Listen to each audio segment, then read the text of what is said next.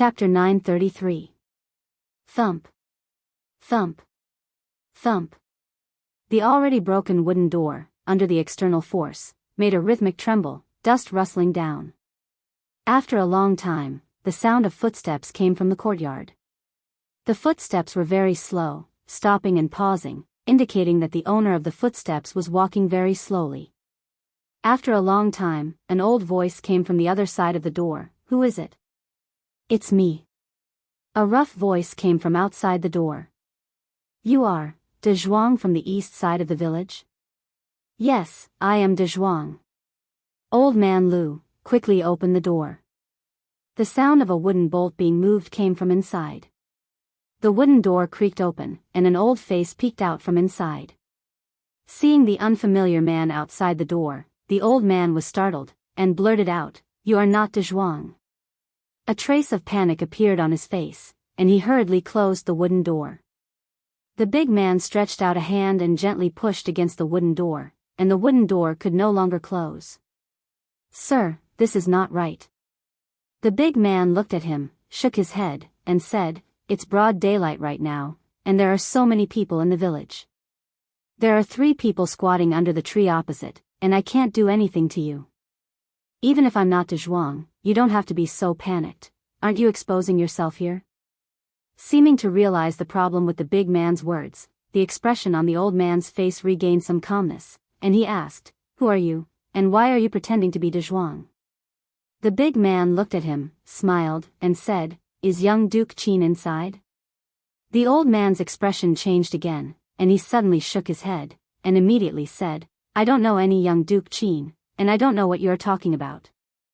If you don't leave, I'll call for help. You've exposed yourself again." The big man looked at him, and said helplessly, "Even if you don't know young Duke Qin, you can just tell me. Why are you acting so agitated, as if you're afraid that I know him, and you're closing the door and calling for help? Aren't you clearly telling me that young Duke Qin is inside?"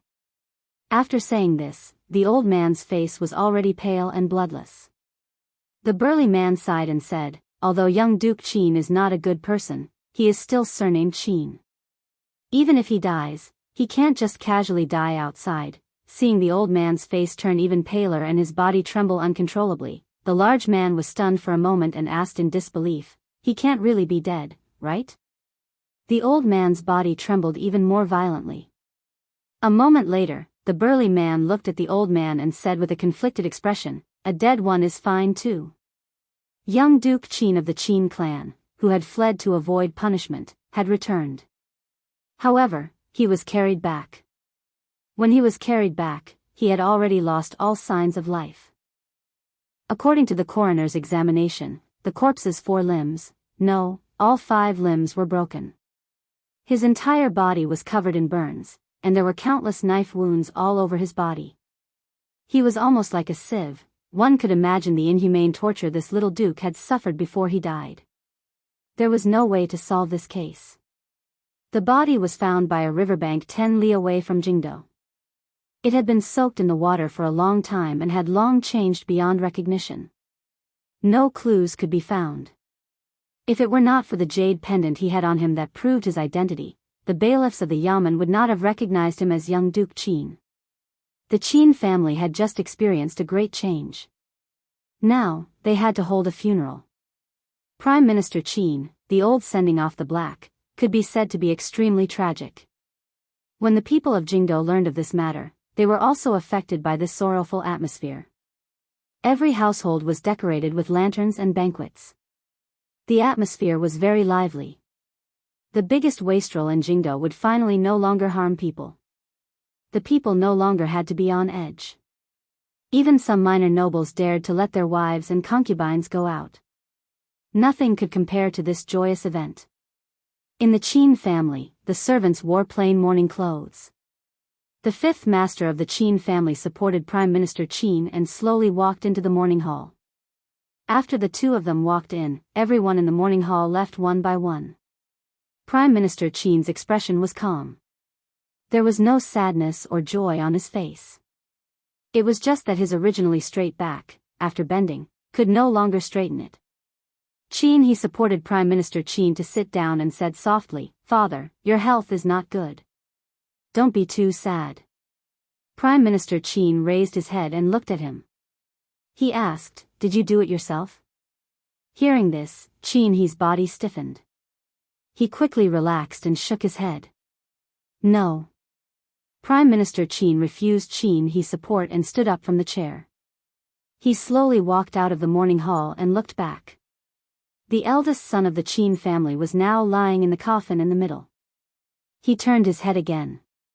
The once prosperous Qin family only had one son left of the 5 sons. The next generation was either affected by their fathers or brought back to their parents' home because they were too young. The Qin family now only had 2 people left. It could no longer be called a family. He wanted to look up at the sky and laugh, but he could only make a sound like a broken bellow. This old man's whole life, this whole life. Li Yi was reading a poem. It was a poem written by Mississippi Lu. He never knew that Mississippi Lu could actually write poems. She had only started reading for a short period of time. He was afraid that she could not even recognize all the words. This jump was really too big. The second young lady of the Lu clan stood beside him and asked, "Is his handwriting ugly?" Li Yi shook his head and said, "Not at all. If your writing is ugly, there is no good writing in the world." He said this not only because he wanted to flatter Mississippi Lu. Mississippi Lu might not be able to recognize all the words, read articles, or write poems, but she could write good writing that countless people would envy. For a master like her, if she could not even control her body, she would not dare to go out and brag about her ranking on the heaven list. What's more, her handwriting was very similar to the one she usually used. Wouldn't it be like slapping her own face if she said that her writing was bad? An imperceptible joy appeared on Mississippi Lu's face, and she asked, "Really not ugly?" Li Yi said seriously, "Really not ugly, I swear to God." Mississippi Lu breathed a sigh of relief. "That's good. I found your old handwriting and copied it. I was still worried, it's just that the tone is wrong.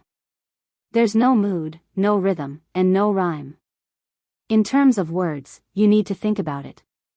Li Yi frowned and looked at Mississippi Lu, and said, "Rui, I think you should focus on practicing your sword. If you don't believe me, look up and see who the heavens have forgiven." Li Yi ran around the courtyard, and as he ran, he turned back to warn second young mistress Lu, "Qin Yu has committed many evil deeds, and now he's dead. You know how tragic his death was. If you continue to treat me like this, when the day comes that my martial arts surpasses yours, I promise, I will repay you 10 times, 100 times, for what you've done to me today." Mississippi Lu held autumn water and looked at him coldly. She followed behind him at a steady pace. "I've decided to listen to your advice and practice my sword." Mississippi Lu's autumn water was out of its scabbard. Things could not be more serious. Seeing Rui standing at the door, Li Yi quickly said, Rui. Don't just look, take care of her." Rui smiled and walked into the room with Li Duan in her arms.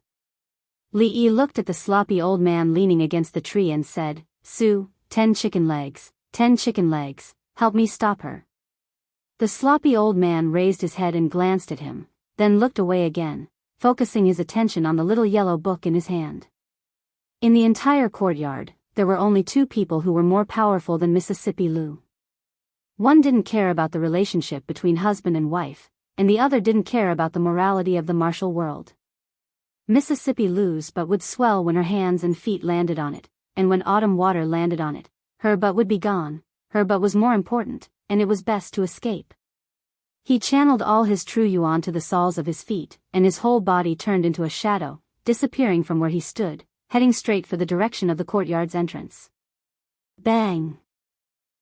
Unexpectedly, he bumped into a figure, and Li Yi staggered.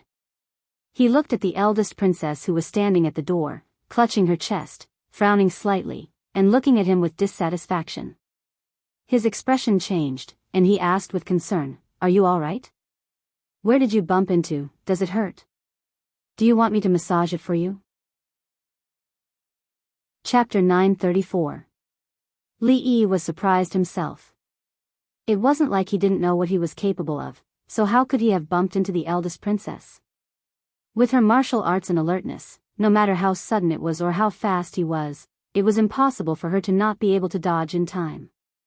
Unless, she was really too absent-minded. So absent-minded that she didn't even notice that someone had bumped into her. He naturally knew how fast he was just now. Even he felt pain when he bumped into her, not to mention the delicate eldest princess. Therefore, the first thing he did was ask her where she had bumped into. Did it hurt? Did she need him to help rub it? However, what was with the 3 inexplicable chills he felt from the front, the back, and the door? Was there anything wrong with not running away after bumping into someone and showing proper concern? Compared to those people who ran away after the accident, her personality was many times more noble. Li Yi looked at the eldest princess and said in a concerned voice, "I'm sorry, I ran too fast just now. Are you all right?" "I'm fine." Mingzu covered her chest with one hand and shook her head, but her brows were still slightly knitted. No wonder it felt so soft just now. Li Yi realized where he had bumped into and he couldn't help feeling even more worried. After several months of hard work, the eldest princess' chest finally had a bit of improvement.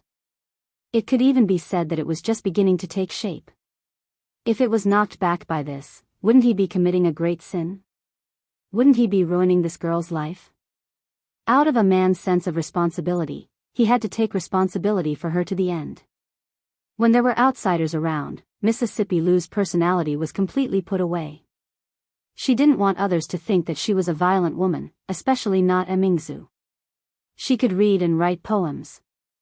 She was also skilled in both literature and martial arts, not any worse than Mingzu. When she sat down at the table, the eldest princess put her hand down from her chest. When Li Yi looked at her carefully, he found that she was very different from before. Although her clothes were as neat as before, and her hair was not disheveled, her complexion was much more haggard than a few days ago. She seemed to be extremely exhausted, and this exhaustion was not shown on the outside, but on the inside. In the past, when she stood next to Second Miss Lu, the only thing that she could compare to Second Miss Lu was her luxurious temperament and her equally good looks. Now, her temperament was gone and her beauty was gone. Although her haggard appearance gave her a different feeling, it was a beauty that only a few people like him could appreciate. Li Yi was really worried this time and asked, "What's wrong?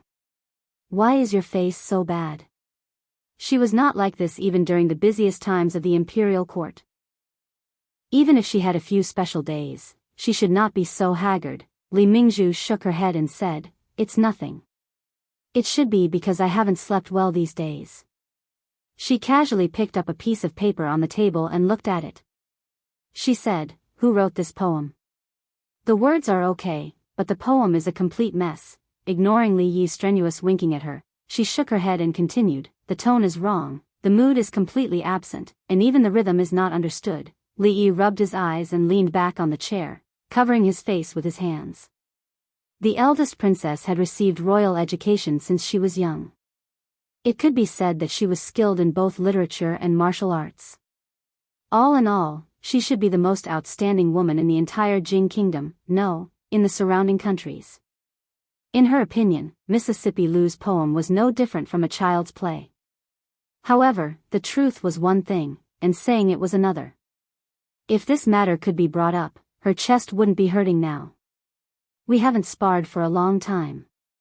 Mississippi Lou picked up autumn water and said, "Let's spar." "Okay." The two of them never refused each other's challenges.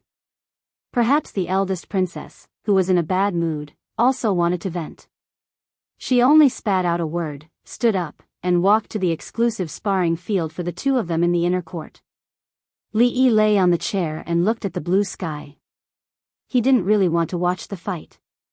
Seeing her like this, the words Cui Qingming said in the imperial prison echoed in his ears again. Yes, although his surname was Li, it was not the Li of the royal family. Even if he was Mingzu, he could only be considered half a Li. No matter who the new emperor was, he or Mingzu would not be allowed to exist. This point, he didn't need Cui Qingming's reminder. He had always been very clear. At first, his thoughts were very straightforward. If there was no new emperor, these conflicts would not exist. However, the crux of the problem was Mingzhu.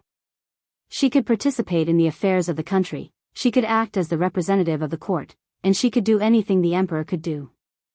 However, for her to truly sit on the throne, she still couldn't get over it. In the end, she couldn't get over the man lying in bed. Even if she didn't have any selfish motives and just wanted the country to become stronger and better, she couldn't change the fact that this was equivalent to treason. It was the same as treason against her own father. Even after he left, she couldn't do this with a clear conscience. This wasn't her fault. If she could really do this without any psychological pressure, she wouldn't be the Li Mingzhu he knew. She wouldn't be the Li Mingzhu he liked. What are you thinking about, husband?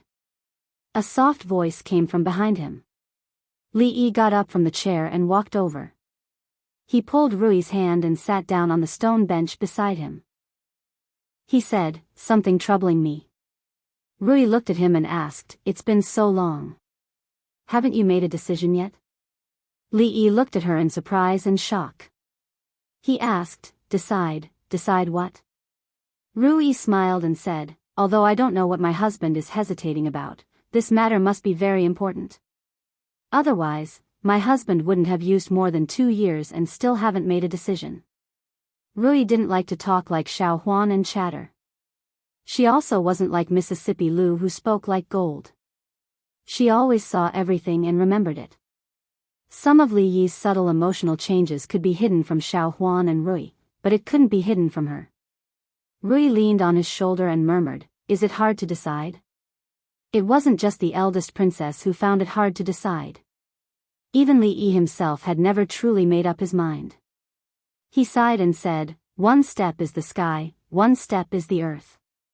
"It's very difficult." Rui held his hand tightly and said, "No matter what happens in the future, I and Rui will accompany you to the heavens and the earth." With her words, Li Yi didn't have anything to hesitate about. Whether it was to the heavens or the earth, he would always have Rui by his side. Mississippi Lu, forget about it. She would only beat him until he cried. Whether to advance or retreat, he decided to let Mingzhu make the choice. He gently kissed Rui's face, stood up and walked towards the inner courtyard. In fact, he didn't think highly of the eldest princess in this competition. One was diligent enough to challenge him every day to improve her strength, while the other was always burdened by court affairs and neglected her martial arts. One advancing and one retreating, the gap between them quickly became apparent. Sure enough, the sound of their previous competition was bang bang bang, but now it became bang bang bang. Li Yi passed through a moon gate and saw that the eldest princess was pressed down by Mississippi Lu. He raised his hand and quickly fell down, hitting a certain perky part of her body. That was how the sound of bang bang bang came out. As he hit, he frowned and asked, "Do you submit? Do you submit? Do you submit?" Li Yi stood still, thought for a moment and asked, "Do you need my help?" Chapter 935. Help? How do you want to help? Mississippi Lu's raised hand stopped in the air, and she looked over. The Princess Royal's acupuncture point was sealed, and her pretty face was flushed. She stared at him with a murderous look. "Rui, what are you doing?" Li Yi walked over quickly, pulled Mississippi Lu away, and said, "Mingzhu is a princess. How can you treat her like this?" "Let go of her." Mississippi Lu was pulled away by him. The murderous look in the Princess Royal's eyes dissipated, and there was a hint of apology. It turned out that the help he was talking about was to help himself. Li Yi secretly wiped away a cold sweat. Although he also wanted to try what it felt like to spank the butt of a princess who might become an empress in the future, it was just for the moment. There was still a long way to go, too. Rui, just thinking about it made him tremble. After the Princess Royal was helped up by him, she still couldn't move. Li Yi looked up and down, left and right, and asked, "Have your acupuncture points been sealed?" "Where was it?" "I'll help you unseal it." The Princess Royal's face turned red again, and she didn't say anything. Mississippi Lu came over, pushed him aside, and gently touched Mingzhu's chest. Although she was humiliated by Mississippi Lu, she didn't do anything drastic after her acupuncture points were unsealed. She got up and walked to the hot spring room, and said lightly, "I'm going to take a bath. Get me a change of clothes." Li Yi followed Mississippi Lu to the front. She suddenly turned around and asked, "I'm going to get her a change of clothes, and I'm going to take a bath. Do you want to come with me?" Li Yi hesitated. "I don't think that's a good idea." When Mississippi Lu began to roll up her sleeves, Li Yi waved his hand and said, "I just took a bath this morning. I don't need it this time." After that, he turned around and walked in the direction he came from. After being spanked by Mississippi Lu, the Princess Royal took a shower and changed her clothes. She looked much more energetic than before. The clothes she was wearing belonged to Mississippi Lu. They were about the same age and height. She could wear whatever Mississippi Lu could wear, but Mississippi Lu might not be able to wear what she could. Li Yi noticed that Mississippi Lu's gaze kept drifting towards the Princess Royal's chest, and there was some doubt in her eyes. The relationship between the two of them was really strange to the extreme. They were enemies and friends at the same time. Li Yi couldn't figure it out, but there was one thing he was very clear about: the two of them were indeed getting closer. With the Princess Royal's character, she could actually act as if nothing had happened after being spanked. With their habits, they would actually take a bath together with each other. This made Li Yi involuntarily think of Zui Mo and Ruoqing. What was wrong with the women around him? Mingzu tucked a strand of hair that was still a little wet at the temples behind her head. She looked up and asked, "Have the princes sent you invitations?"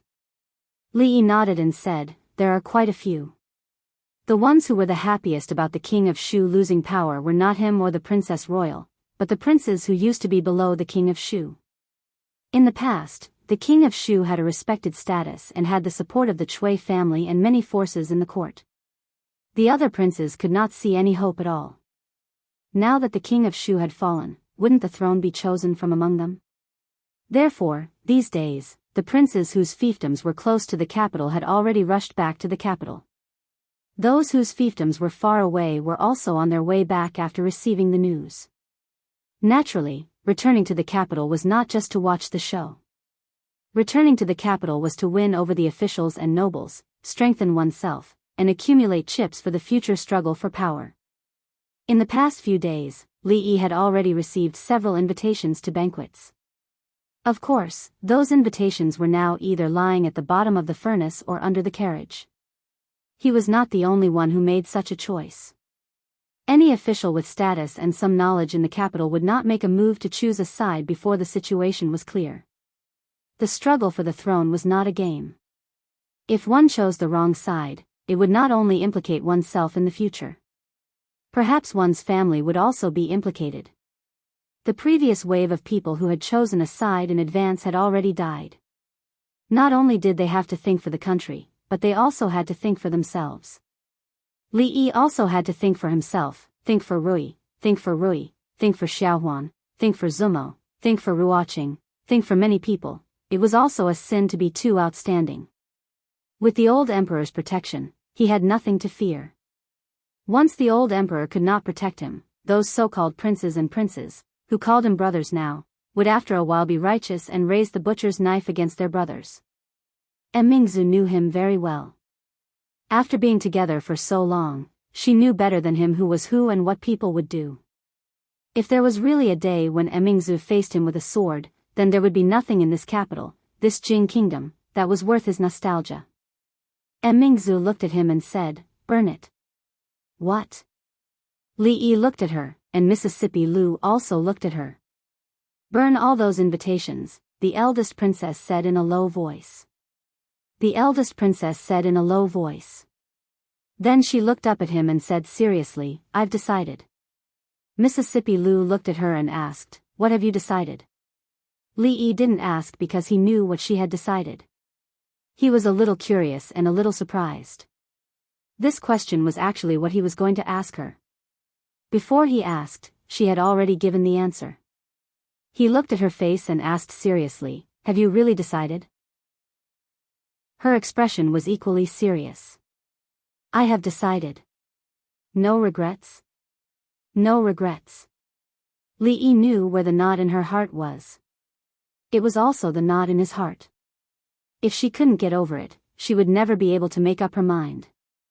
That step was so difficult that the two of them had taken it for 2 years, but they still hadn't crossed it. What exactly happened that made her make such a decision in just a few days? Thoughts flew in his mind. After a moment, he nodded, got up and said, "It's good that you have decided. I will send you back." Mingzu stood up and nodded. Mississippi Lu looked at them. She felt that although the three of them were sitting very close, she was so far away from them. She couldn't understand what they were saying, couldn't understand what they were doing. She felt that she was the outsider. Li Yi sent the eldest princess out the door before turning his head. He looked at her and said, "That day in the celestial prison, what Cui Qingming said, did you hear it all?" She didn't deny it, which meant she admitted it. Li Yi looked at her and sighed. He said, "Actually, you don't have to be like this. I really don't care. In the past, it was always you who did it for me." She stopped walking and looked at him. "Now, it's my turn to do it for you." The eldest princess, who had always walked the smart and capable path, suddenly began to be emotional. Li Yi was stunned and couldn't get used to it for a moment. That. Li Yi looked at her and thought for a moment. He said, "Even if you really want to do something, you have to tell me first. Don't let your imagination run wild. Look at how haggard you look these few days." The eldest princess shook her head and said, "It's all right. I can still hold on. It's not a matter of whether you can hold on or not." Li Yi shook his head and said seriously, "In the past, when you and Rui stood together, you were evenly matched. Now, she has taken 70% of the advantage. You only have 30% left." When Li Mingzhu heard that, she was taken aback for a moment before she gave a faint smile. She turned around and attentively helped him adjust his collar. She asked, "Do you know why Lu Rui always likes to beat you up?" "Why?" Li Yi immediately became spirited and asked curiously. This was something he had been puzzled about for a long time. He couldn't understand why the violent and savage Mississippi Lu didn't beat others but always beat him. In the end, he could only attribute it to the whole family. She couldn't beat Rui, and beating Xiao Huan would seem like bullying the weak. She could only bully him to get a little bit of psychological satisfaction. Mingzu helped him fix his collar. Then she clenched her fist again and said, "Because I also like." Chapter 936. If she liked him, then she liked him. If she liked him, then she should say it out loud. He would decide whether or not to accept her based on her performance in the future. She grabbed his collar just because she liked him. He almost suffocated to death. What kind of like was that? His collar was grabbed by her. When Li Yi walked back, he tidied his collar and ordered the gatekeeper, "Send an invitation to all the manners who sent the invitation. Tell them that I'm sick and can't go. If you don't want to go, then don't go." Telling others that you're not going was basic etiquette. He straightened his collar and tidied his clothes before walking into the courtyard. Otherwise, Mississippi Lu might think that he did something else when he sent Mingzu back. He didn't mind, but what about Her Royal Highness's reputation? To Li Yi's surprise, Mississippi Lu wasn't in the courtyard. Wasn't she curious about Mingzhu's decision just now? It wasn't Mississippi Lu's style to not ask if she didn't know, especially when it came to matters related to Mingzhu. So he planned to tell her personally. When she asked, he didn't say anything.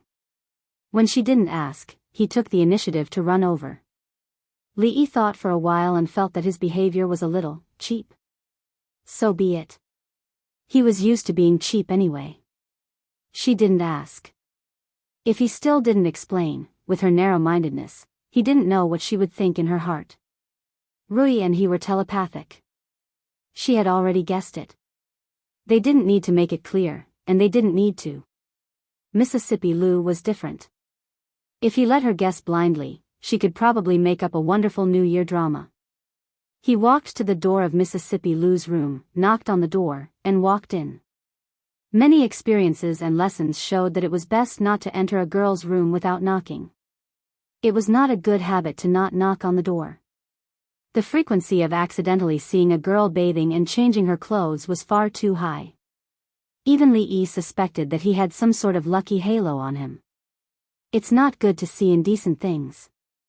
It's even worse if you don't take responsibility for what you see. Drunk Mo has already taken responsibility, and Ruoqing hasn't. Mississippi Lu, we're a family, so don't be so distant. Mississippi Lu was reading in the room. Li Yi walked over and sat down opposite her. He poured himself a cup of tea and asked tentatively, "Don't you have anything to ask me?" "No," Mississippi Lu replied without raising her head. Li Yi asked again, "Aren't you curious about Mingzhu's decision?" Mississippi Lu replied calmly without raising her head, "I'm not curious." Li Yi stood up, took the book away from her hand, and raised her head to make her look forward.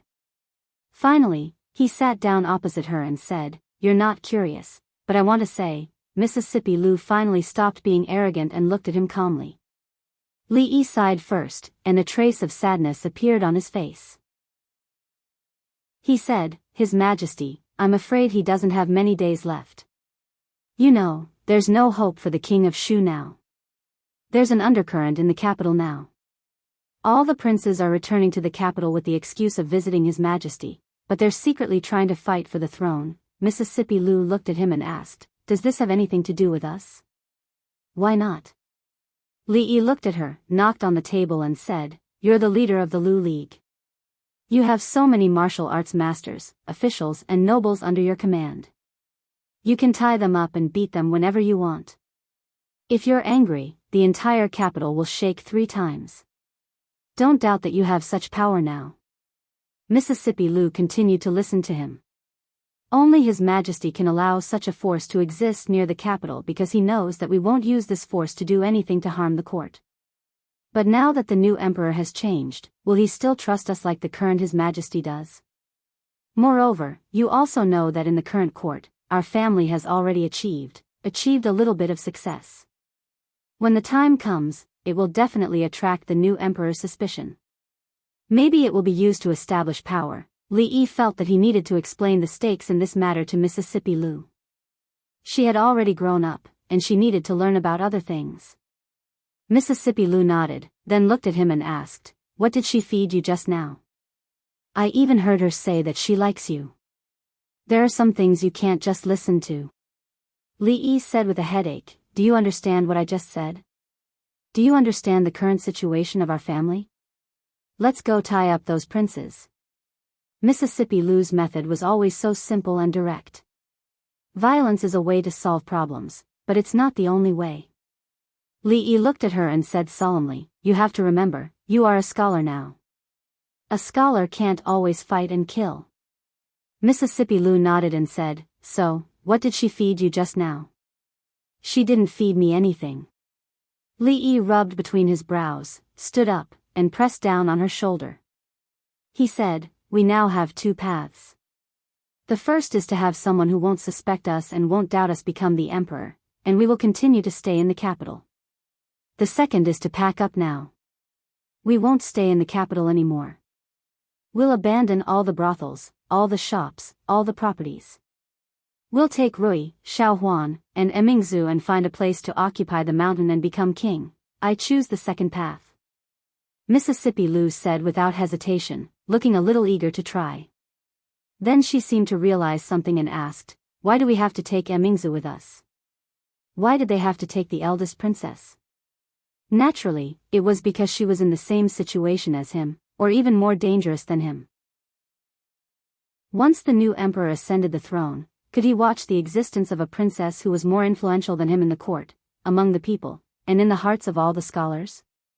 If he used his brain a little, he would know what Mingzhu's fate would be after the change of the dynasty. Li Yi sat down, sighed, and said, "If we don't take her with us, you will never see her in the future. When the new emperor ascends the throne, he won't be able to tolerate us, let alone her. At that time, he might kill her, and he might let her marry anyone." "Really?" Mississippi Lu raised her head and asked happily. Li Yi really had a headache. Why was it so difficult to communicate with Mississippi Lu? Mississippi Lu suddenly said, "There's something wrong with the way she looks at you." Li Yi frowned and asked, "What's wrong?" "How can you tell?" "Intuition." Mississippi Lu frowned. Today, the way Mingzu looked at him was not the same as before. There was something else hidden, something that made her vigilant. It was a look that only his sister had when she looked at him. What's different? Li Yi shook his head and said, the way she looks at me is exactly the same as the way you look at me. There's nothing wrong. Mississippi Lu raised her head and looked at him, and her body trembled slightly. Li Yi then looked at her and said slowly, if Mingzu can become the future emperor, we don't have to worry about anything. A woman becoming the emperor? Mississippi Lu came back to her senses and reached out to touch his forehead. She shook her head and said, you don't have a fever. You must be crazy. If a woman can be the leader of Wulin, why can't she be the emperor? Li Yi looked at her and said, you are also a woman, you can't look down on women. Chapter 937. It seems that you are really crazy. After touching her forehead and checking her pulse, and ruling out the possibility of fever and qigong deviation, Mississippi Lu said with absolute certainty. She no longer cared about Mingzhu's gaze. She crossed her arms in front of her chest, looked at him and asked, in the martial arts world, martial arts are respected, regardless of gender or age. The emperor is different. Since ancient times, has any woman ever been the emperor? What she said was wrong. There were too many women who had been the emperor, too many to mention. Let's not talk about the distant ones, let's just talk about. Mississippi Lu's question was off topic. It was not the point they were talking about at all. Li Yi looked at her and asked, there is a first time for everything. Before you, has there been a woman who has been the chief of Wulin? Before Mississippi Lu, there had not even been a chief of Wulin, let alone a woman who had been the chief of Wulin. Why couldn't there be a female emperor? Mingzu is different from other princes and princesses. She has a very high prestige in the court. After the fall of the Cui family, all the civil and military officials in the court are very convinced of her. In the hearts of the people, in the eyes of the scholars, no one can compare to her. If she was a man, I'm afraid she would have been sitting on that throne long ago. This kind of unprecedented thing was suddenly brought up, of course, it was hard to accept. Fortunately, under his subtle influence over the years, Mississippi Lu's ability to accept new things was very strong. Her eyes showed a look of understanding, which made Li Yi very happy. Mississippi Lu looked up at him and asked, if Mingzu becomes the emperor, can't she get married? Li Yi nodded. He had seen the emperor, but who had the ability to marry the emperor? Mississippi Lu asked again, then she can't build a harem? What are you thinking about? Mingzu isn't that kind of person. Li Yi knocked her head with his finger. After he realized it was Mississippi Lu in front of him, not Xiao Huan or Lolita. Half of his buttocks left the chair, ready to escape at any time. Surprisingly, Mississippi Lu didn't seem to care about his unreasonable behavior. She held Autumn water and said, okay, since you want to help her, then help her.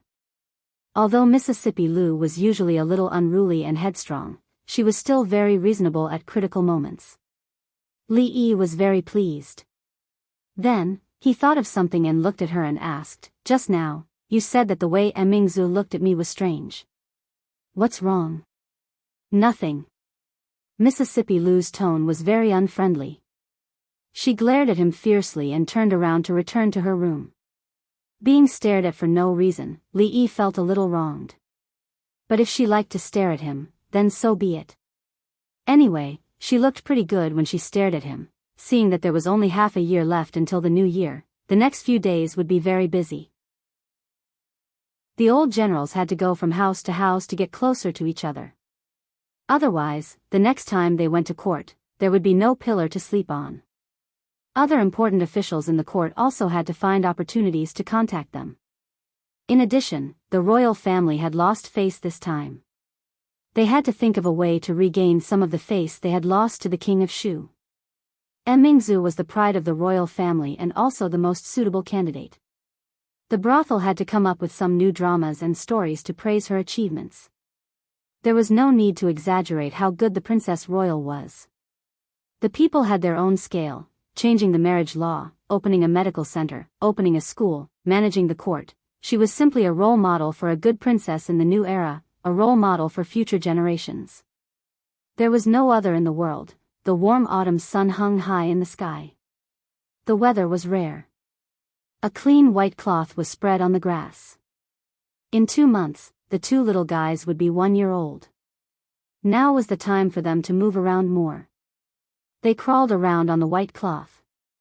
Xiao Huan and the maid named Yanji from the prince's mansion watched them from the grass. Rui and the prince's concubine were on a boat on the lake. The proud Lolita held her arm to accompany them. It was too far away to hear what they were talking about. Li Yi sat in the pavilion in the middle of the lake and ate a grape. He asked casually, I heard that a few more princes have returned to the capital. 3. Li Xian nodded and said. However, it's useless for them to return to the capital. Even if there's a fight for the crown prince, it won't be their turn. Li Xian shook his head and said, they might as well learn from the others and stay in their feudal lands obediently. Right now, it's easy to enter the capital but hard to leave. Li Xian's words were not without reason. Everyone knew what the princes who had returned to the capital at this time were thinking. However, there was only one position. If they managed to get it, they would transform from a flood dragon to a dragon. If they failed to get it, they could only be a snake, and there was a high chance that they would end up as a dead snake. It was better for those princes who knew that they had no hope of getting the throne and stayed in their feudal lands obediently. It was better to be an idle prince who stood aloof from worldly affairs than to lose their lives. There are 6 adult princes who have stayed in the capital. Prince Qi and Prince Xian are the two with the most backing. Of course, they still can't be compared to the king of Shu in the past. However, now that the Cui clan has fallen, there's no hope for the king of Shu. On the surface, it seems that they have the highest chance of getting the throne. Note, the title, Prince Qi, was something I randomly came up with back then. I didn't take the Qi kingdom into consideration and there's no other meaning to it. It's useless to dwell on these meaningless things. Let's just treat it as an ordinary title. Li Yi threw the grape skin into the lake, and fish immediately swam over. He then asked, these princes probably won't be able to stay idle for the time being, right? How can they possibly stay idle? Li Xian shook his head and said, they're busy visiting the officials of the imperial court, sending gifts everywhere, forming cliques, and seizing power. He suddenly looked at Li Yi and asked, what should we do now? If you and Emingzu have made any decisions, don't hide it from me again. Li Yi looked at him and said, don't you know how to read lips? There's no need for us to tell you to know what we're talking about. Who can hide it from you? You don't have to mock me.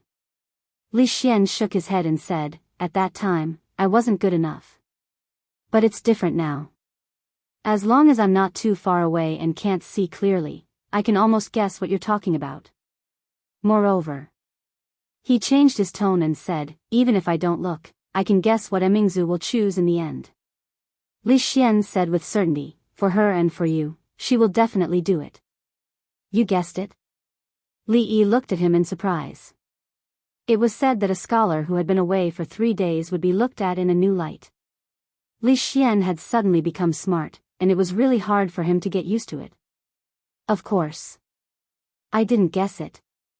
Li Xian shook his head and said, a few days ago, Brother Shen said that if the new emperor ascends to the throne, you and Emingzu will be in danger. I thought about it. With Mingzhu's personality, she won't care if she's in danger or not.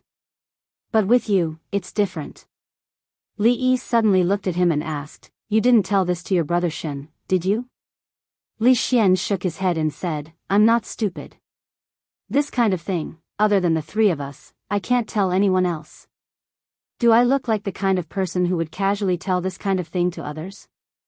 That's not necessarily true. Li Yi shook his head and said, I heard that your brother Shen has a beautiful and charming sister. If you use a honey trap a little, do you think I'll be so ungrateful for a beauty? Li Xian looked at him and said seriously, but, you don't say, Brother Shen's sister is really beautiful, I'm just joking. How could I not trust you? Li Yi waved his hand. In fact, compared to Brother Shen's sister, he was more worried about Brother Shen himself. Speaking of honey traps. Li Xian suddenly looked at him and asked, "You have so many beauties around you, I'm worried about you. Do you think I'm that kind of person?" Li Yi looked at him and asked, "I trusted you so much, and this is how you treat my trust?" Hearing this, Li Xian lowered his head in shame and said, "I still think you are. For them, what wouldn't you do? Furthermore, your wife seems to have a younger sister who's even more beautiful and charming than her." Chapter 938. Like a flower, like jade, enchanting, like jade, enchanting. When Mississippi Lu becomes enchanting, Li Yi will also be able to smile in the underworld. Li Xian's face showed a thoughtful expression, and he suddenly asked, "Do you think it's a good idea to let Emingzu sit in that position?" Li Yi peeled an apple, took a bite, put it aside, and picked up another one. "Whether it's for you or for Emingzu, it's the safest for her to sit in that position." Li Xian looked at the pieces of apple skin he peeled and fell down in a spiral shape, and asked, "It's a good thing for any one of you, but what about the two of you?" "What do you mean?" "You know what I mean." Li Xian looked at him meaningfully, and when the last piece of apple skin fell down, he stretched out his hand, and said, "Thank you." Crack. "I don't know." Li Yi took a bite of the apple, and with one in each hand, he got up and walked out of the pavilion. Rui and the crown princess had already come down from the boat. The two little fellows seemed to be very interested in the water, so the two had to bring them onto the boat. With Rui around, there was no need to worry about safety. The arrogant Lolita did not get on the boat this time. She trotted over and snatched an apple from Li Yi's hand. She did not care if he took a bite or not, and happily chewed on it. "I don't care what you and Emingzi think, and I don't care what's going on between the two of you." Li Xian walked over from behind, holding an unpeeled apple in his hand. After taking a bite, he said, "Let's get through this first. Those fellows in the imperial court have been spoiled. It's time for them to calm down and think about it." After hearing what he said, Li Yi found that he had to face a reality. He had only seen Li Xian a few times recently, but he was no longer the silly and adorable Li Xian from before. Could it be that he had learned this cleverness from Brother Shen? However, this was also a good thing. At the very least, after he became smarter, he could save himself some trouble. That Sundra Lolita raised her small face and asked, "Brother Xian, what's going on with you and my royal sister?" Li Yi patted her head and said, "He's talking nonsense. Don't listen to him." As she watched Li Yi's figure disappear into the distance, that Sundra Lolita didn't follow him. She silently nibbled on an apple and muttered, "Sir, you're just brushing me off." Imperial Mother once said that if a man brushed you off and said no, then he really did. These days, the capital was in chaos, unprecedented chaos. A clan with 100 years of history like the Chui clan had suddenly fallen, so how to deal with the Chui clan was a huge problem. How should the officials and nobles that were implicated because of the Chui clan be dealt with? The crimes of the 30 or so families from before had almost been proven, but the implications were too great, so no one dared to make a rash judgment. The king of Shu had fled, noble consort Chui's position as noble consort had been taken away, and she was still waiting to be dealt with in the cold palace. His Majesty was seriously ill, and the officials had yet to discuss a plan. Some of the envoys from the Qi kingdom had already left the capital. Such a major event had happened in the Jing kingdom, presumably, the other countries would soon receive the news. When that time came, there would probably be a lot of trouble. The various reforms of the imperial court were still being carried out, and various yamen were constantly dealing with chores. Recently, there had been frequent handover of official positions, and it was difficult for the newly appointed officials to grasp the rules in a short period of time. Prime Minister Qin was sick and had already taken a leave of absence for more than a month. There was no one to preside over the reform, and it couldn't be reversed or stopped. Under such circumstances, the princes had entered the capital without being summoned.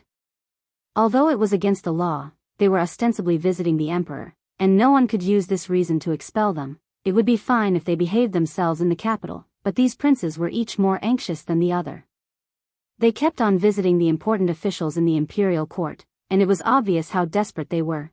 Of course, the most important thing was that the eldest princess was also sick and hadn't attended court for 3 days. When Her Highness was around, although these things still existed, Her Highness would always be able to make proper arrangements for everything. Now that Her Highness was sick, the morning court session wasn't held, and the officials were without a leader. Chaos everywhere. During these few days, all the officials from the 3 provinces, 6 ministries, and 24 departments were looking forward to it. When Her Highness was around, they didn't feel anything. Now that Her Highness had taken a leave of absence, the entire imperial court seemed to be in a mess, in the Shangshu province. This new policy was proposed by Her Highness.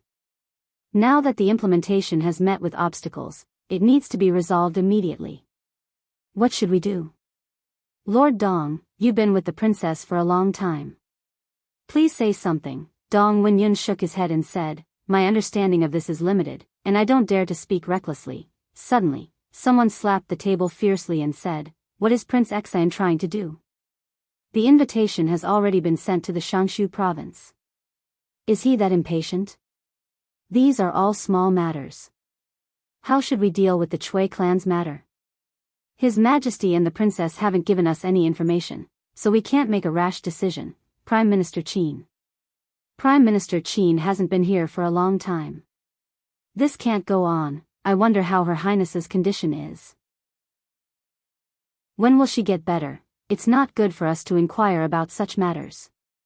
The complicated imperial court affairs caused countless officials to feel troubled, and the entire Shangshu province was in a state of chaos. This is the Shangshu province. What's with all the commotion? An elderly voice rang out from outside the door, and everyone's gazes quickly looked over. Prime Minister Qin. Prime Minister Qin, you're finally back. Quick, come in. Someone walked out quickly and helped Prime Minister Qin, who was holding onto a walking stick, into a chair. Prime Minister Qin tapped his walking stick heavily on the ground and said with a disappointed expression, all of you are the pillars of our Jing kingdom, the pillars of the imperial court. The entire country's future depends on all of you. The eldest princess has only been away for a few days. Look at all of you. Look at all of you. Do all of you still look like officials of the imperial court? Hearing this, everyone lowered their heads in shame. Prime Minister Qin was right. They had already forgotten what it was like in the past. However, ever since the eldest princess took over the government, whenever they encountered any problems that they could not solve, they would just need to submit a report, and there would be a perfect solution very soon. They were already used to such a life, going to the yamen every day. There were no headaches, and when they were in a good mood, they would go home and change into casual clothes. They could even go to the brothels to listen to plays. It was naturally impossible for them to get used to returning to the days where they had a headache every day. Prime Minister Qin coughed a few times before standing up. He looked at everyone and asked, look at all of you now. If Her Highness no longer takes over the government in the future, are you all going to continue being like this? Everyone looked even more ashamed. Prime Minister Qin was right. Her Highness was only acting for a while. When the new emperor succeeded the throne, she would naturally leave the imperial court. This was a fact that they had always ignored. After Prime Minister Qin's reminder, they finally realized something. Her Highness would eventually leave. After Her Highness left, who would inherit the position? One of those mediocre people who visited the ministers one by one in the capital? Without Her Highness, what kind of life would they have in the future? It was enough to think about the past few days. Of course, this was only an ideal situation. If there were no accidents, it would be much more difficult than it was now. It was easy to go from frugality to extravagance, but difficult to go from extravagance to frugality. They had already gotten used to the previous way. They could no longer easily turn back. Why did they have to turn back? This was a question worthy of everyone's consideration. Li Yi and Li Xian didn't need to think about it. After September, the weather would gradually become cold. It was better to sit down and eat a hot pot than to think about those messy things. Mississippi Lou and Princess Royal wanted to see who could cut the lamb thinner and taste better. Naturally, there needed to be a judge. Li Yi shook his head and said, it's been too hot these days. I can't taste it in my mouth. If you can't taste it, just say that you can't taste it. Don't make excuses. Li Xian glanced at him and volunteered. He waved his hand. I'm good at tasting dishes. I'll do it. Li Yi looked at him and decided to take back his evaluation of him a few days ago. Li Xian put the meat rolls they had cut into the pot. After tasting it, he already had an answer in his heart. He nodded and said, I think. Mississippi Lu unsheathed autumn water and began to carefully wipe it. Princess Royal looked into the distance and cracked her knuckles. I think. Li Xian blinked his eyes and began to sweat. He looked at Li Yi, who was quietly eating next to him. When he turned back, he shook his head with a serious face and said, I'm sorry, I've also been too hot these days. I really can't taste it. Chapter 939. In the end, in order to prove that Mingzhu and Rui's culinary skills were on par, Li Xian finished all the remaining meat rolls by himself. Perhaps it was because he had eaten too much, but his face was red. He looked at Li Yi with a resentful gaze. Young people had to grow up. In the past, he had been as innocent as Li Xian. Later on, he was taught by Mississippi Lu and the Princess Royal. He understood that at some junctures in life, it was better to give up than to make a choice. Li Xian rubbed his stomach and laid on the chair without any grace. He mumbled, I was right, right? The officials in the court have long been spoiled by Mingzhu. Without Mingzhu, they wouldn't dare to do anything. Look at how chaotic the court is now. It had to be said that Li Xian's idea was not bad. Even Li Yi didn't think of it. There was a saying that went like this: there was once a wise empress who stood in front of the officials, but they didn't cherish her. When they lost her, it was too late for regrets.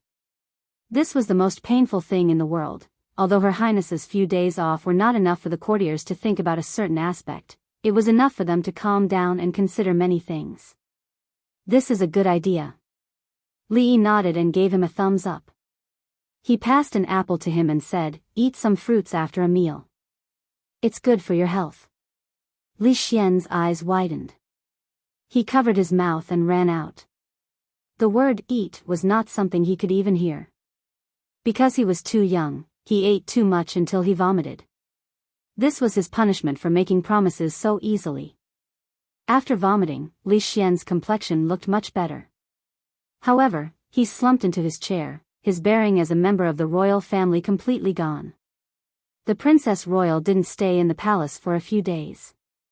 Naturally, the officials couldn't get any information. The strange thing was that she and Mississippi Lu were enemies, but they were always together. Except for sleeping, they spent most of their time together. Li Yi couldn't figure it out. Besides martial arts, what else did they have in common? They couldn't be exchanging experiences other than fighting, right? This made Li Yi a little worried. He looked back at Li Xian and asked, help me see what they are talking about. He was now very convinced by Li Xian's lip reading, and he finally discovered his greatest strength. Never underestimate a man with a gossipy heart. Because you never know how much effort he would put in to peep. I can see clearly only when I concentrate. Don't disturb me. Li Xian took out a small telescope from his sleeve and put it to his eyes. Mingzhu said that your Rui is too violent. It's not good to always use force on you, and the places he hits are not elegant. Li Yi was deeply gratified. Her Royal Highness was a princess after all. She would love others. This was something that Mississippi Lu, who only advocated violence, would not understand. She also said that she found a secret skill in the palace's library a few days ago. It can make people feel unbearable pain when performing the skill. After the skill is performed, it will return to normal without leaving any trace. She suggested that your Rui learn it. Li Yi suddenly remembered that he also had something to suggest to Rui. Right now, Mingzhu was still the eldest princess. The two of them could often compare notes with each other. In the future, there would not be many opportunities like this. Rui wanted to seize the opportunity to humiliate her a few more times. After all, a tiger's butt could not be touched, and an empress's butt could not be spanked. If he did not take advantage of this opportunity, there would not be another one in the future. If she needed help, he could provide it for free. Ministry of Revenue. Minister of Revenue Qin Huan personally saw a person out of the yamen with a smile on his face. He said, "These days, the Ministry of Revenue has been busy with the tax reform. If not for you, I would have a headache." Tsing Shichen shook his head and said, "Lord Qin, you are exaggerating. As the Assistant Minister of the Ministry of Revenue, this is my duty." Although there was a difference in rank between the two, Tsing Shichen was not only the Assistant Minister of the Ministry of Revenue but also the Governor of the capital. He held two important positions. Qin Huan was very polite to him and said with a smile, "These days, Lord Tseng, you must be very tired from running between the yamen and the Ministry of Revenue. Quickly go back and rest. Leave the rest of the Ministry of Revenue to someone else. Her Highness's condition has improved. I still have to go to the palace to report. Lord Qin, please see me off." Tsing Shichen cupped his hands and turned to get into the carriage. Morning Dew Hall in the palace. After Tsing Shichen finished reporting, he said, "Your Highness, there are already 7 princes who have returned to the capital without His Majesty's edict. The court has different opinions on this. May I ask how this matter should be handled?" "Father has no objections on this matter. There is no need to discuss it further." Mingzu put down a memorial and looked down. She said, "Recently, all the yamens have been busy. It must be tiring for you to be busy with both the capital yamen and the Ministry of Revenue." Tsing Shichen bowed and said, "This is this official's duty." Mingzu nodded and said, "Although I am working for the court, it is not easy to arrange the affairs of the two manors so well. Reward me with 1,000 bolts of silk and allow me 5 days of rest." This official is the capital governor and the assistant minister of the Ministry of Revenue. This official should do his best for the court. This is my duty. Tsing Shichen knelt on the ground and said, "Your Highness has shown me gratitude. This official will also be forever loyal to Your Highness." Mingzu put down the memorial in her hand and looked at Tsing Shichen. Pledging loyalty to the imperial court and pledging loyalty to her were two different concepts. Tsing Shichen had been an official for many years and held a high position. He could not understand the difference between these two sentences. After a while, she sat down again and nodded. "Rise." The capital governor was an official in charge of the capital and the Hebei region. He was only a 4th-rank official. In the court, there were many officials who were higher than him. However, in terms of status, the capital governor was no less than the 6 ministers and the chief officials of the 3 provinces. The former capital governor, Dong Wenyun, had already become the mainstay of the Shangshu province. The 2 prime ministers had also held this position before. Generally speaking, this position was just a transitional one.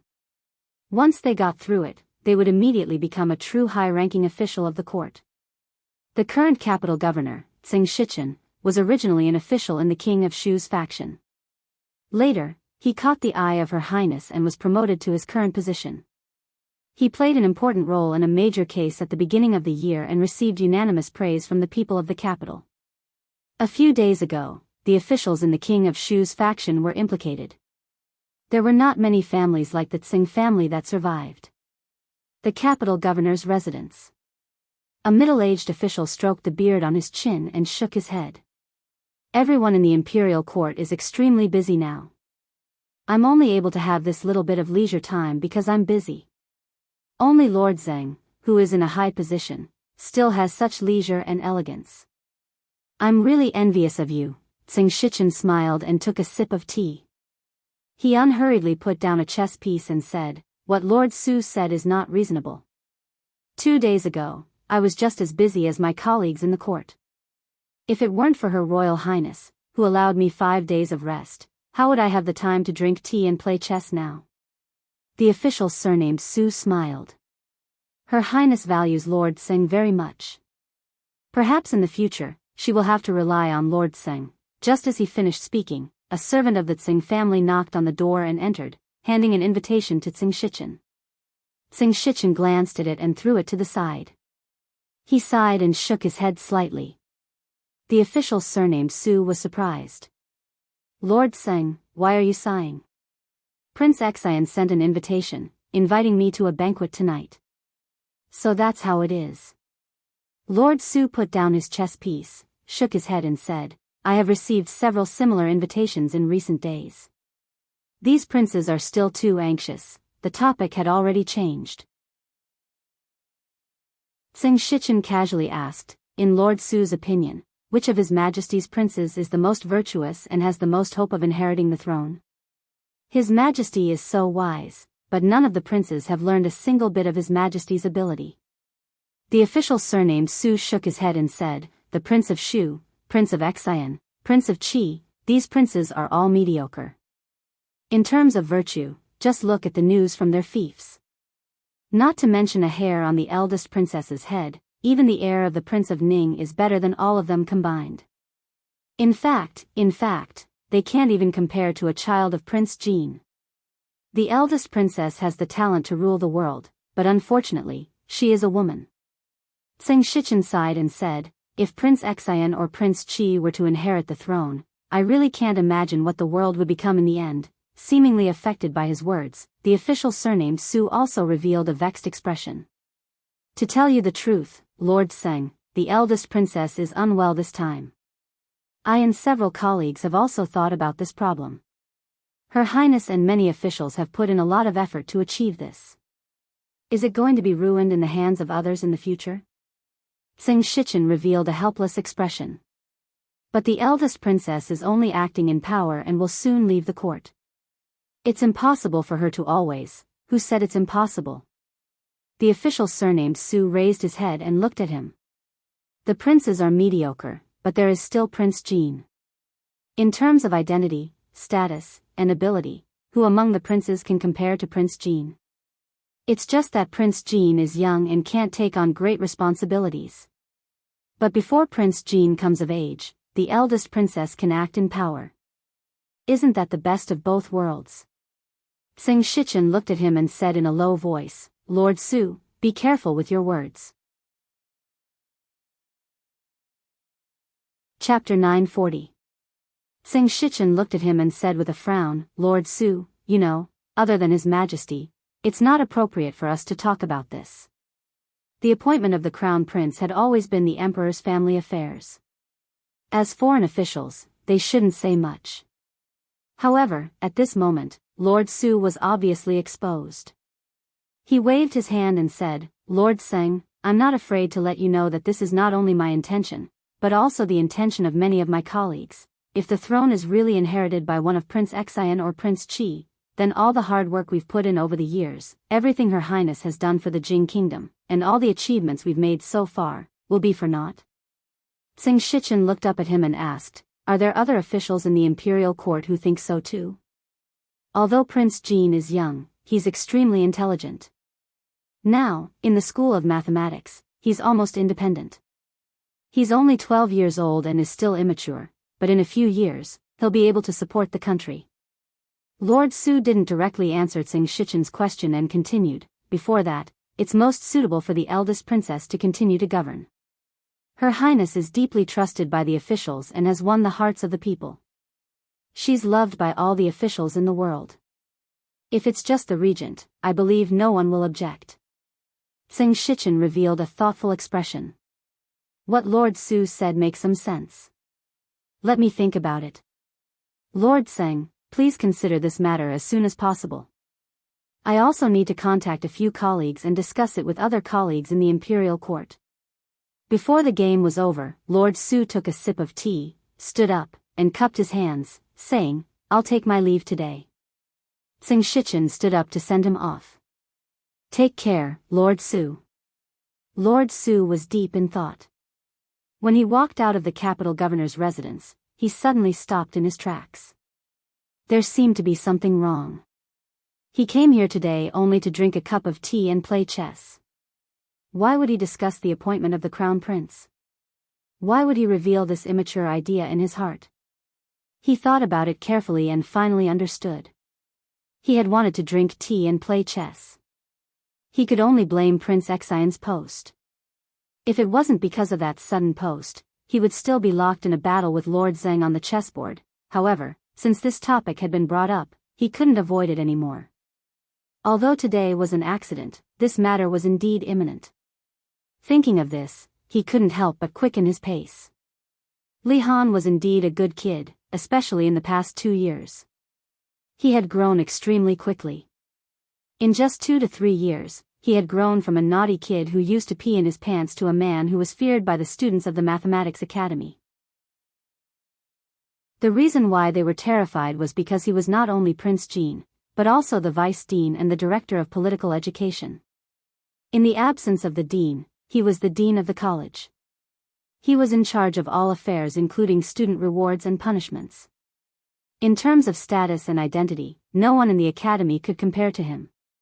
In terms of knowledge, he was the most outstanding. In addition, he liked to use the method of frog jumping to punish students. It had become a shadow in the hearts of the students of the mathematics faculty that could not be erased. Of course, in front of outsiders, no matter how tough he appeared, he could not hide the fact that he was only 12 years old. That Tsundere Lolita, who was almost 15 years old, was his nemesis. Li Han was instructed to put on the chicken wings while she ran excitedly to Li Xian's side, wanting him to show her the technique of knowing what people were talking about without listening to them. "Brother Xian, help me take a look. What is Li Han muttering softly over there?" Li Xian turned his head to take a look. After a moment, he turned back and said, "He said that royal sister Shaoning is the laziest and only knows how to eat. She let him do all the dirty and tiring work. Such a lazy girl, no one will want her in the future." That Tsundere Lolita ran over angrily and twisted Li Han's ear.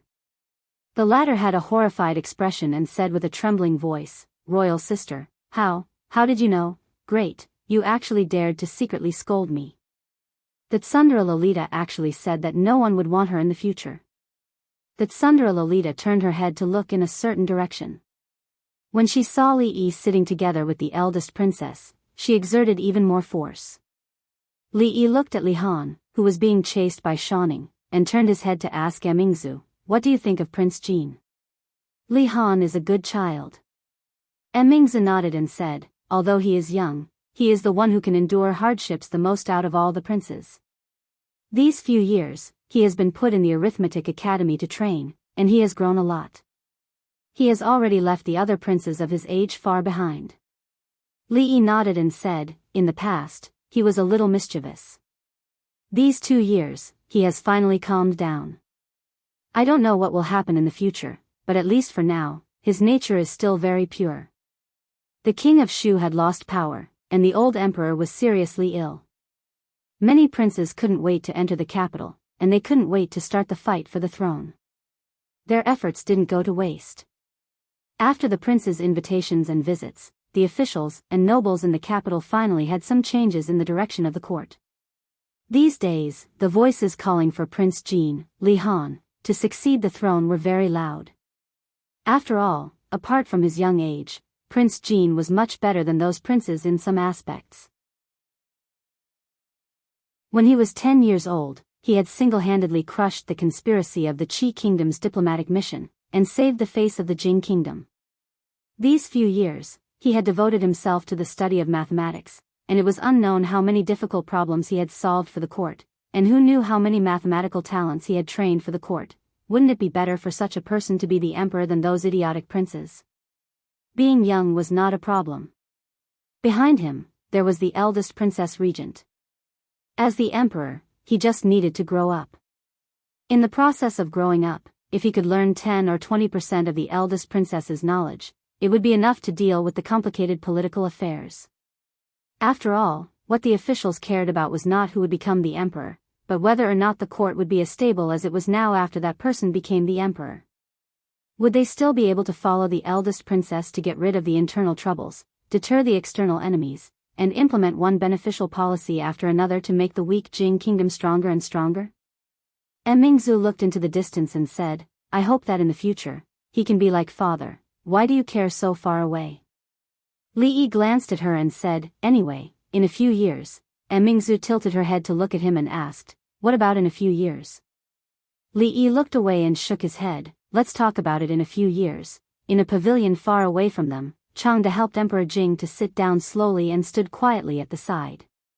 Prince Ning slowly walked over and helped him tidy up the fur coat on his shoulders, and sat beside him. Emperor Jing tilted his head and looked into the distance. These days, there seems to be some other voices in the court? Prince Ning nodded and said, a few days ago, there were suddenly more voices in the court calling for Prince Jin to succeed the throne and for Emingzu to become the regent. Emperor Jing looked forward and murmured, I did not expect that there would be a day when this country could not do without Emingzu. She has suffered. Prince Ning looked up into the distance and shook his head. Although she is a woman, as a member of the royal family, this is what she should do. After he finished speaking, he looked at Emperor Jing and asked, Imperial brother still hasn't announced it. Are you waiting for next year's court meeting? What do you think His Majesty and Prince Ning are talking about? Li Yi looked at the pavilion in the distance, then looked at Li Xian and asked, why don't you take a look? Maybe Imperial uncle and Imperial father are talking about something important. This is not good, right? Li Xian shook his head and took out the binoculars from his arms. What court meeting? Li Xian frowned and waved his hand, don't talk and don't move. Otherwise, I won't be able to see it.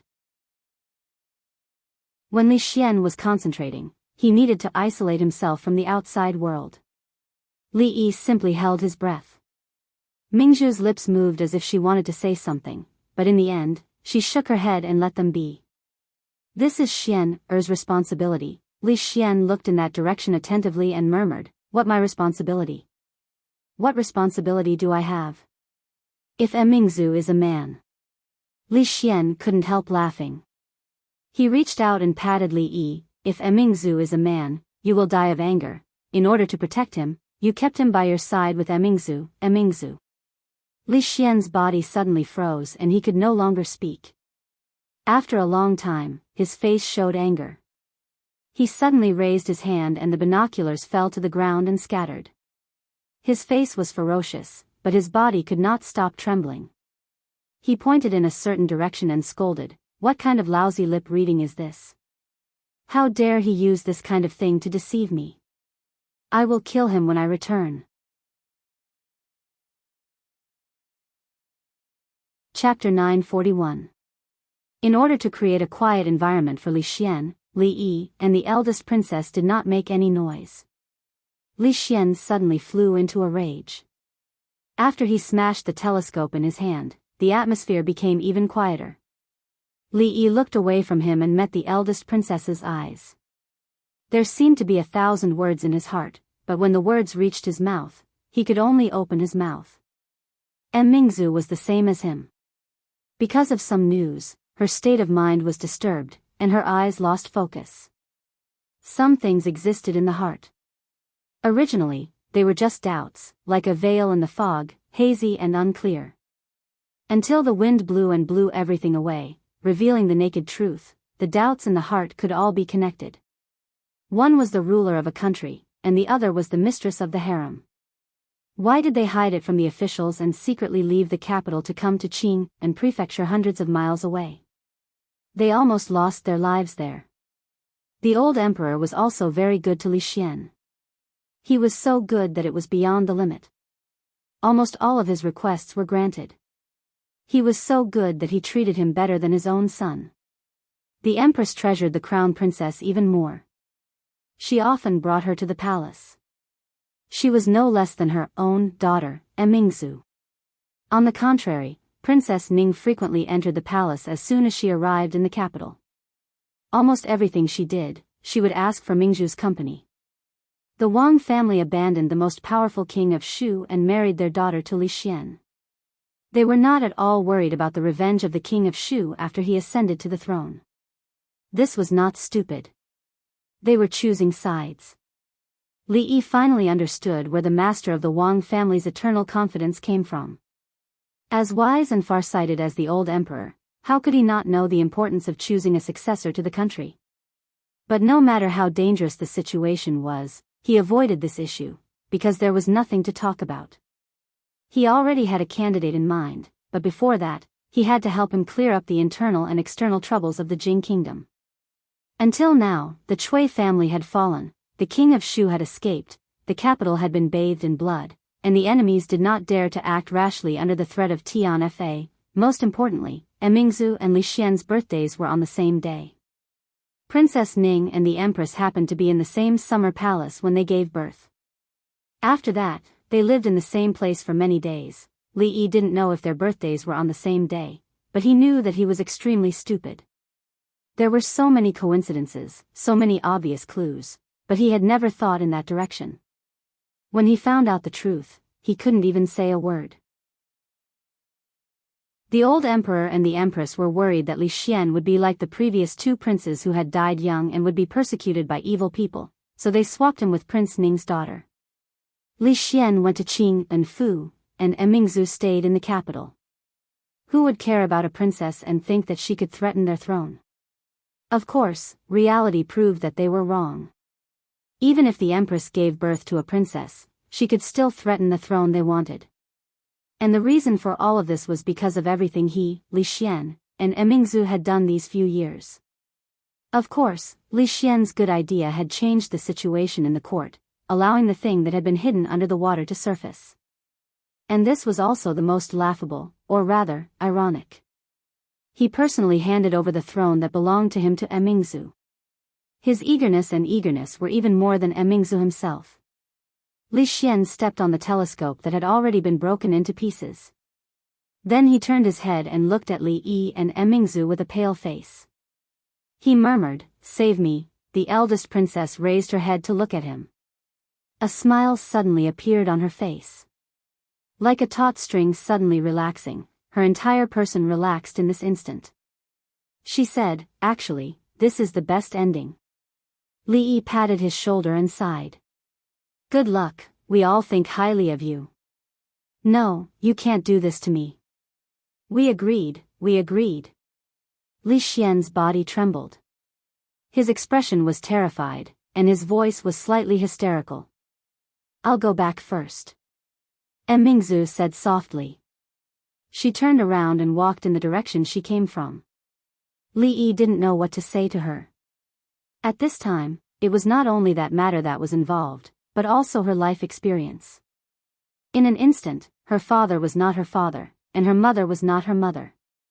For the past 20 years, she had been kept in the dark. No matter how strong she was, she needed time to accept it. "I'll go back too." Li Yi shook his head.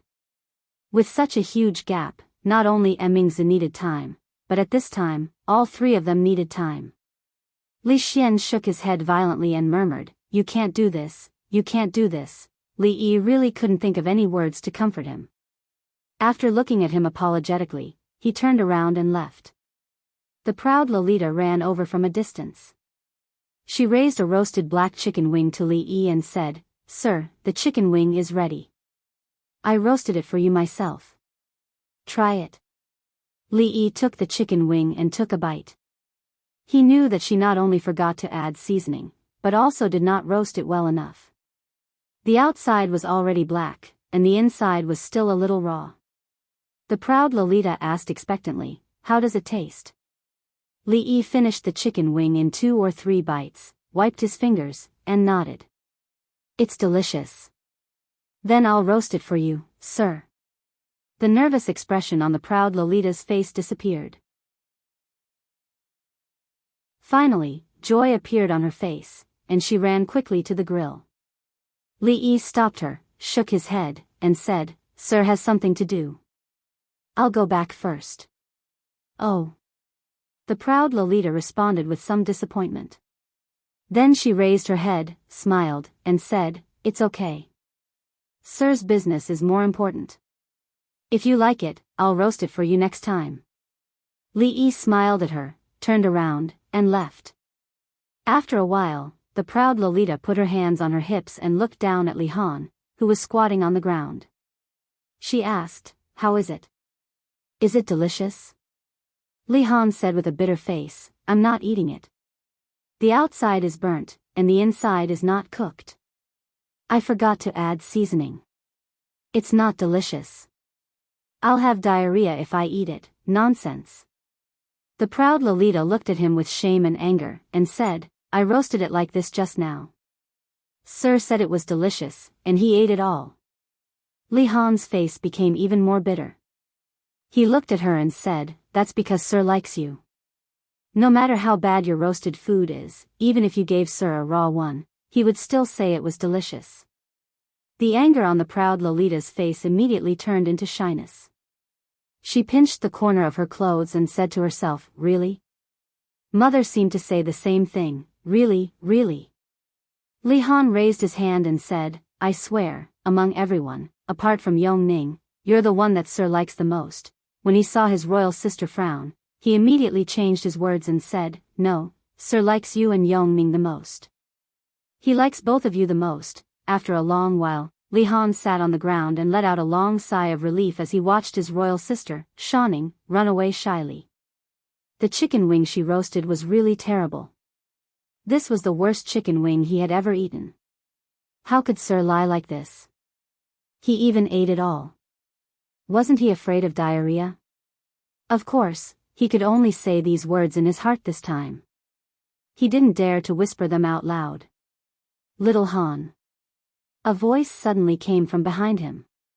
Li Han jumped up from the ground in fright. He only relaxed when he saw who it was.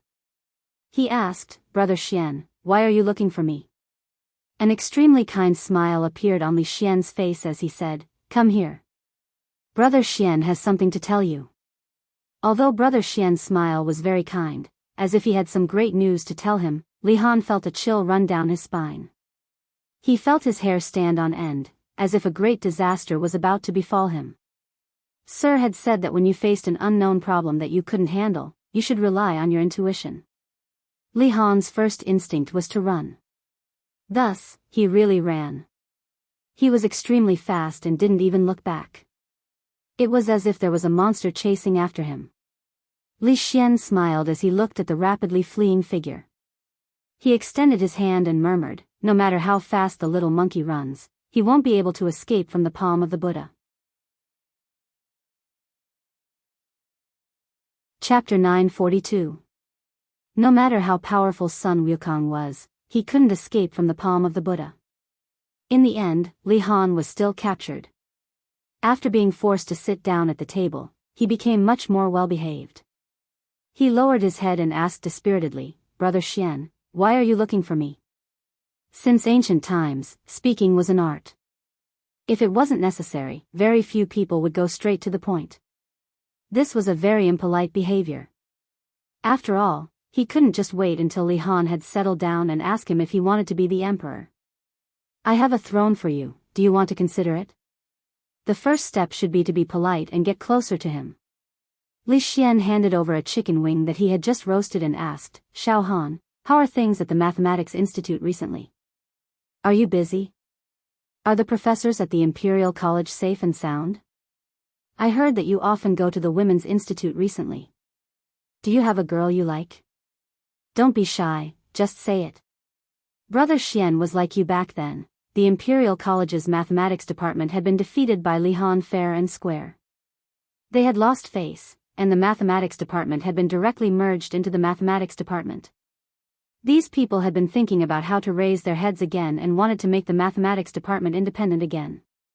Of course, they had been ruthlessly attacked by Li Han every time. He had already announced that unless those people could defeat him in a fair and square battle, they would have to obediently become subordinates of the Mathematics Academy. There's nothing to worry about those idiots. Li Han shook his head and suddenly blushed. "Brother Xian, who did you hear this from?" "I don't often go to the Women's Institute. It's just a bunch of troublesome girls, what's there to go?" He actually often went to the Women's Institute. Sister Shaning was as fierce as a tiger cub. She would only become a sheep in front of her teacher. However, He Duanwu, who often played with her, always spoke softly and always gave him delicious food. She was much gentler than Sister Shaning. Li Xian only asked casually and didn't continue the topic. He had already said all the pleasantries and now it was time to get to the main topic. He leaned towards Li Han and asked, "Xiao Han, have you ever thought about being the emperor?" Li Han had already brought the chicken wing to his mouth. He was startled when he heard this and asked curiously, "Big Brother Xian, why do you ask?" In his heart, the emperor was his father. The future emperor would definitely be one of his brothers. It had nothing to do with him. He only needed to guard the school of mathematics.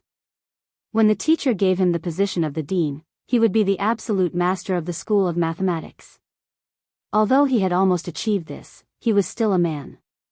Who didn't want a proper title? Li Xian looked at him and said, "Just tell me if you want to or not." Li Han stared at him with an aggrieved expression. "Brother Xian, I'm still a child." Li Xian's face revealed a trace of anxiety as he said, "It's not like I'm asking you to be one right now. I'll let your eldest royal sister keep an eye on it for now. When you grow up," Li Han gave it some thought and asked, "But what about King Qi and King Xian's royal brothers? They can go back to where they came from." Li Xian waved his hand and asked, "Just tell me, if you were to become the emperor, would you be willing?" "I'm not willing." Li Han replied straightforwardly. He knew how tired his father was in the past. He didn't even have time to play with him. If he became the emperor, how would he manage the school of mathematics? How would he have the time to play with He Duanwu? This was a debt that didn't even need to be calculated. Coincidentally, he was very good at calculating debts. Furthermore, he looked at Li Xian and said, "Father is doing fine as the emperor. Why do you have to ask me, imperial father, imperial father?" Li Xian opened his mouth, but in the end, he didn't finish his sentence. He snatched the chicken wing from his father's hand, waved his hand and said, "Forget it, it's fine now. Go and play." He lay on the grass and gnawed on the chicken wing as he pondered about life. His uncle had become his father, Her Highness had become his mother, his father had become his uncle, and his mother had become his aunt. Damn it, what the hell was going on? On Mingzhu's side, she should be as distressed as he was. When Li Yi walked into the morning dew palace with a bowl of egg-fried rice and a jar of wine, a figure in the back of the palace was waving a long sword in his hand. The sound of the sword whistled. The figure didn't stop until he put down the bowl. After sitting down, he minded his own business and ate. Li Yi filled her cup with wine and sat quietly at the side. "I'm fine." The eldest princess's expression was calm. She didn't seem to be affected at all. Li Yi naturally couldn't say what he wanted to say next. Li Yi shook his head and said, "Actually, if it's a princess, it's not bad. At least, it's much easier than the princess or the empress." The eldest princess didn't even raise her head. "What's easier?" "Life is much easier. You don't have to worry about the affairs of the court. Just leave it to Li Xian." Li Yi looked at her and said, "Don't put all the burdens on your shoulders. It's not your responsibility, it's Li Xian's. You should also have your own life.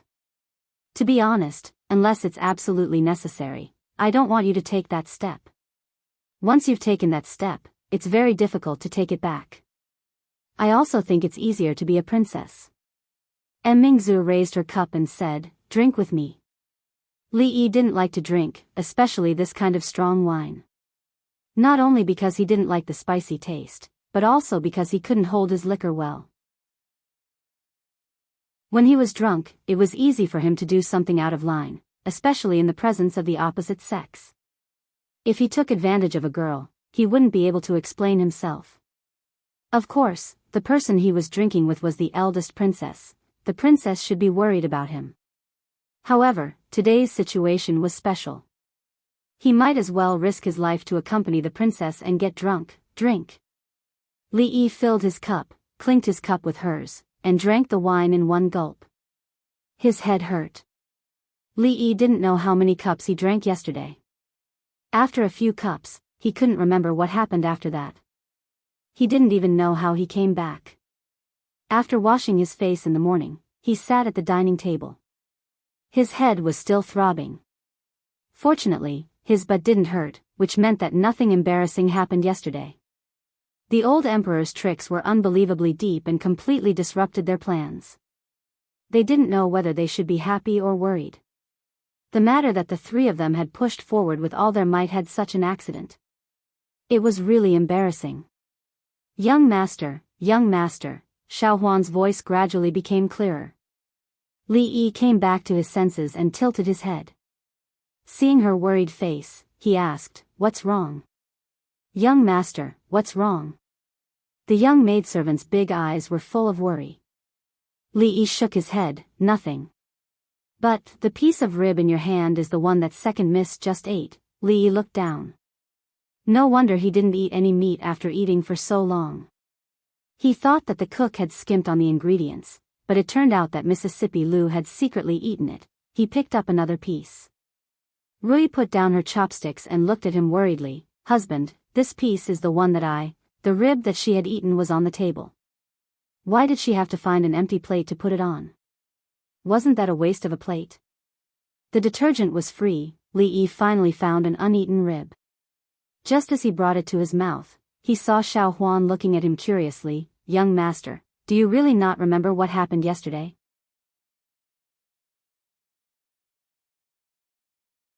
Chapter 943. Yesterday? Li Yi's heart tightened, and he asked, what happened yesterday? He only remembered that Emingzu was in a bad mood after learning about her parentage yesterday, so he drank a few glasses of wine with her. He didn't remember what happened after that. Could it be that after getting drunk, some primitive impulse was aroused, and he forced himself on her?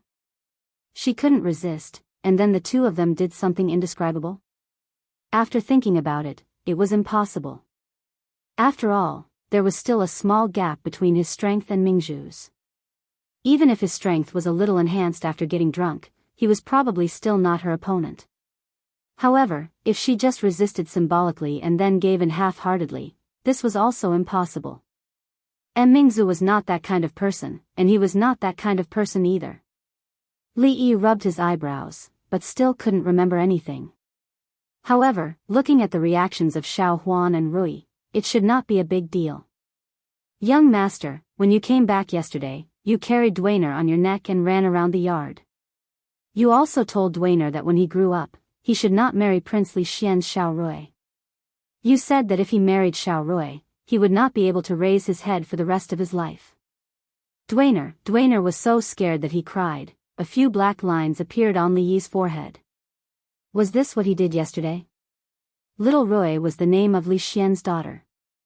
The name of the heir consort had a heart in it, so he made his daughter's name have 3 hearts in it. This was an act of flattery that couldn't be any lower. When he and Rui's first daughter was born, she would be called Li Si or Li Mui, which was more artistic and meaningful. Si, Mui, Xiao Rui. Just by hearing it, it was obvious who was better. Xiao Huan looked at him and asked curiously, young master, what's wrong with Xiao Rui? Of course, there was nothing wrong with Xiao Rui's father. Although there was only a difference of 1 word between a princess and a princess, the difference was huge. Marrying a princess was called marrying a princess.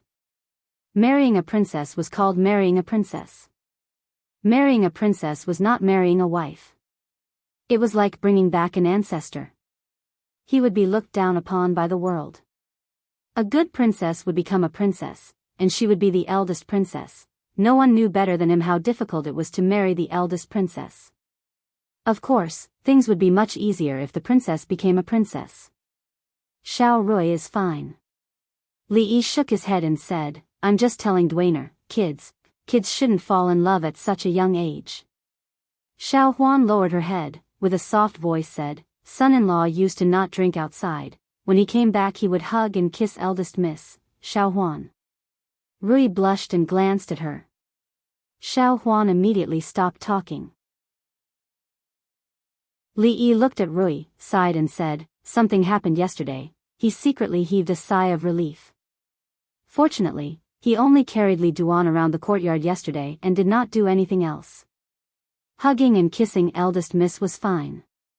Rui was his wife, as long as he did not do anything to second miss. Drinking would cause trouble, and he would try to avoid it in the future. Xiao Huan looked up and asked, is it about what son-in-law and second miss talked about? Li Yi looked up and stared at her blankly. What did I talk about with Rui? Yesterday, you ran to second miss' room, closed the door, and chatted with second miss for a whole 4 hours. Xiao Huan held her chin with one hand, blinked, and asked, son-in-law, what exactly did you and second miss talk about? Li Yi also wanted to know what he talked about with Mississippi Lu. So he looked at Mississippi Lu. Nothing. After you went in, you only said a few words, then you lay down and fell asleep.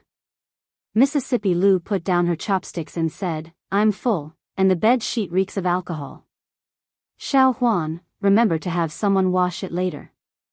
Li Yi finally felt at ease this time. He decided in his heart that he would be a man with good tolerance for alcohol. He would never get drunk again.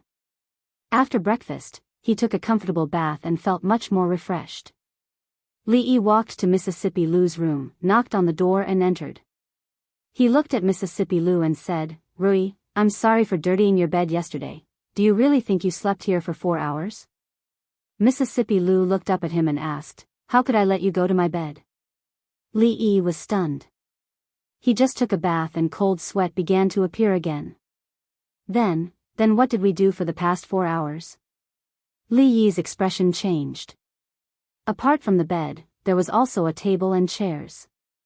If that was not enough, a blanket on the floor would do. She would not let him sleep on the floor, would she? Mississippi Lou said calmly, Close the door. I'm an upright person, and I'm not afraid of the shadow. True gold fears no fire, deep roots do not fear the wind, and honest people do not do underhanded things. Li Yi sat down in front of her, clenched his fists, and straightened his body. He looked at the door, adjusted his direction, and asked solemnly, I didn't do anything guilty that can't be known by others. Why do you close the door? Don't be nervous. Mississippi Lou poured a cup of tea for him. Speak slowly. Hee, I'm just kidding. Why would I be nervous? Li Yi picked up the teacup, and the tea in the cup immediately rippled. Mississippi Lou looked at him and asked, Do you know that you have an advantage when you're drunk? Li Yi shook his head. How would he know what happened when he was drunk? You won't lie when you're drunk, and you talk a lot. Mississippi Lou's lips curved, and she said, What do you ask, and what do you say? Even if you don't ask, you still say it without hesitation. Suddenly, there was a chilly wind in the room. Li Yi took a sip of tea to rehydrate himself. What did I say? Mississippi Lou looked at him and asked, Li Mingzu can't be the empress anymore? There was no need to hide this from Mississippi Lou, so Li Yi nodded and said, It's unlikely. If she was the Princess Royal, with the current situation and all obstacles removed, the probability of her ascension to the throne was more than 50%. Of course, if she was only an assistant, the success rate was close to 100%. But now, her status was that of a princess, and it was not legitimate. Once her identity was announced, no matter how high the courtiers' expectations of her were, no matter how much they relied on her, they would not allow a princess to sit on the throne. In fact, thinking about it carefully, this was really the best ending. All the dirty and tiring work was left to Li Xian to do, and Mingzu did not sit on the throne, and there would be a lot less trouble in the future. This should be something to be happy about. But Mississippi Lou didn't seem very happy. Li Yi looked at her and asked tentatively, What else did I say? Mississippi Lou's eyes narrowed slightly, looked at him, and said coldly, You also said that you have seen many women, many naked women. Slander, naked slander. Except for Rui, Zoe Mo, and Mississippi Lou herself, he had never seen other women naked. Mississippi Lou was hazy at that time, and she was in the bathtub, so it couldn't be counted at all. Zoe Mo was just an accident. There were only 2 people in total, and they were all his women. What was wrong with this? You want to lie to me again? Li Yi looked at her and said seriously, I can swear to God, except for that time with you, I have never seen other women naked that I shouldn't see. Which time? Second Miss Lou picked up autumn water and thought of something.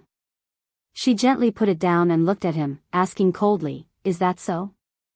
Then tell me, Bo Duo Yi Jie, Big Xiao Wei Jiu, Tian Hai Yi, Tao Tani Satoshi, Li Xiang. Who are these women? Li Yi put down the teacup, pursed his lips, and looked at her. He asked, What question did you ask me last night when I was drunk? Mississippi Lou looked away and said, I didn't ask. You said it yourself. Li Yi didn't expose her lie. He sighed and said, Can the words of a drunk person be trusted? Think about it, Pado Keed, Zoe Mo, Amami, Jing Kingdom, and Qi Kingdom. Are there people with such strange names around us? What about Li Xiang? What else do you have to explain? This.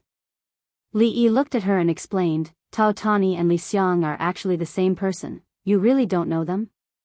Li Yi looked at her eyes and said, I swear, in this world, without them, it's even more impossible for me to know them. Mississippi Lu looked at him and didn't see any signs of lying in his eyes. Li Yi, on the other hand, was slightly terrified. 4 hours, 240 minutes, 14,400 seconds. She even knew about Li Xiang. How many questions did she ask him? What else did she not know? Li Yi looked at her and asked cautiously, what else did I tell you? A meaningful smile appeared on Mississippi Lu's face. Why don't you take a guess?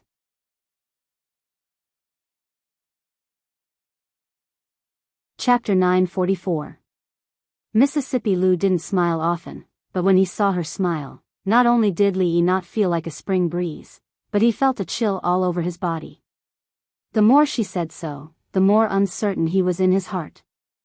As the old saying goes, people respect each other because of virtue, people make friends because of affection, people follow because of righteousness, people believe because of sincerity. As the old saying goes, I reflect on myself 3 times a day. Am I disloyal to others? Do I not believe in my sister-in-law? Do I not learn from others?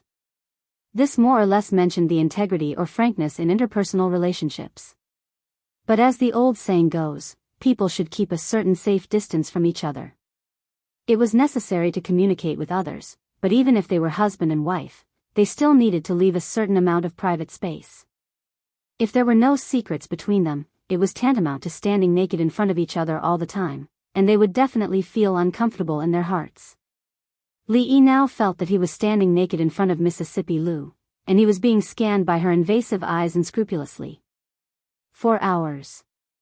Only God knows what she had asked and what he had said to her. This was taking advantage of someone's perilous state, this was looting a burning house, this was an extremely immoral act. How could she do this? Li Yi looked away and said, Don't look at me like that. I'm not afraid of ghosts knocking on the door if I haven't done anything wrong. Mississippi Lu looked at him with a faint smile and asked, I didn't say anything. What are you afraid of? Li Yi's face became serious. Although he was often bullied by Mississippi Lu, he never took it to heart. But this time, she really went a little too far. He looked at Mississippi Lu and asked calmly, Since I said so much last night, did I tell you about that thing? Seeing that Li Yi's expression was unprecedentedly serious, Mississippi Lu's face also became dignified. She asked, What thing? Let me tell you. Li Yi suddenly held her hand and said, I like you. Time seemed to freeze for a moment. Li Yi could clearly feel the expression on Mississippi Lu's face freeze, and a trace of panic flashed across her beautiful eyes. Then, she quickly withdrew her hand that he was holding. She looked at Li Yi and forced herself to calm down. She clenched her fists and said, If you keep talking nonsense like this, I might hit you. Even if you beat me to death, Li Yi looked at her and said, It won't change the fact that I like you. I've read many books, but the one I like the most is you. Li Yi continued to look into her eyes and said, I know this is wrong. I like you without permission. I'm sorry, but no one can control this kind of thing. Are you done? Mississippi Lu's expression became calm. She looked at him and said lightly, After last night, you no longer have any secrets with me. Do you think I will believe what you said? Being exposed in front of him, Li Yi naturally couldn't pretend anymore. He walked out of the room gloomily. However, he felt much more relaxed in his heart.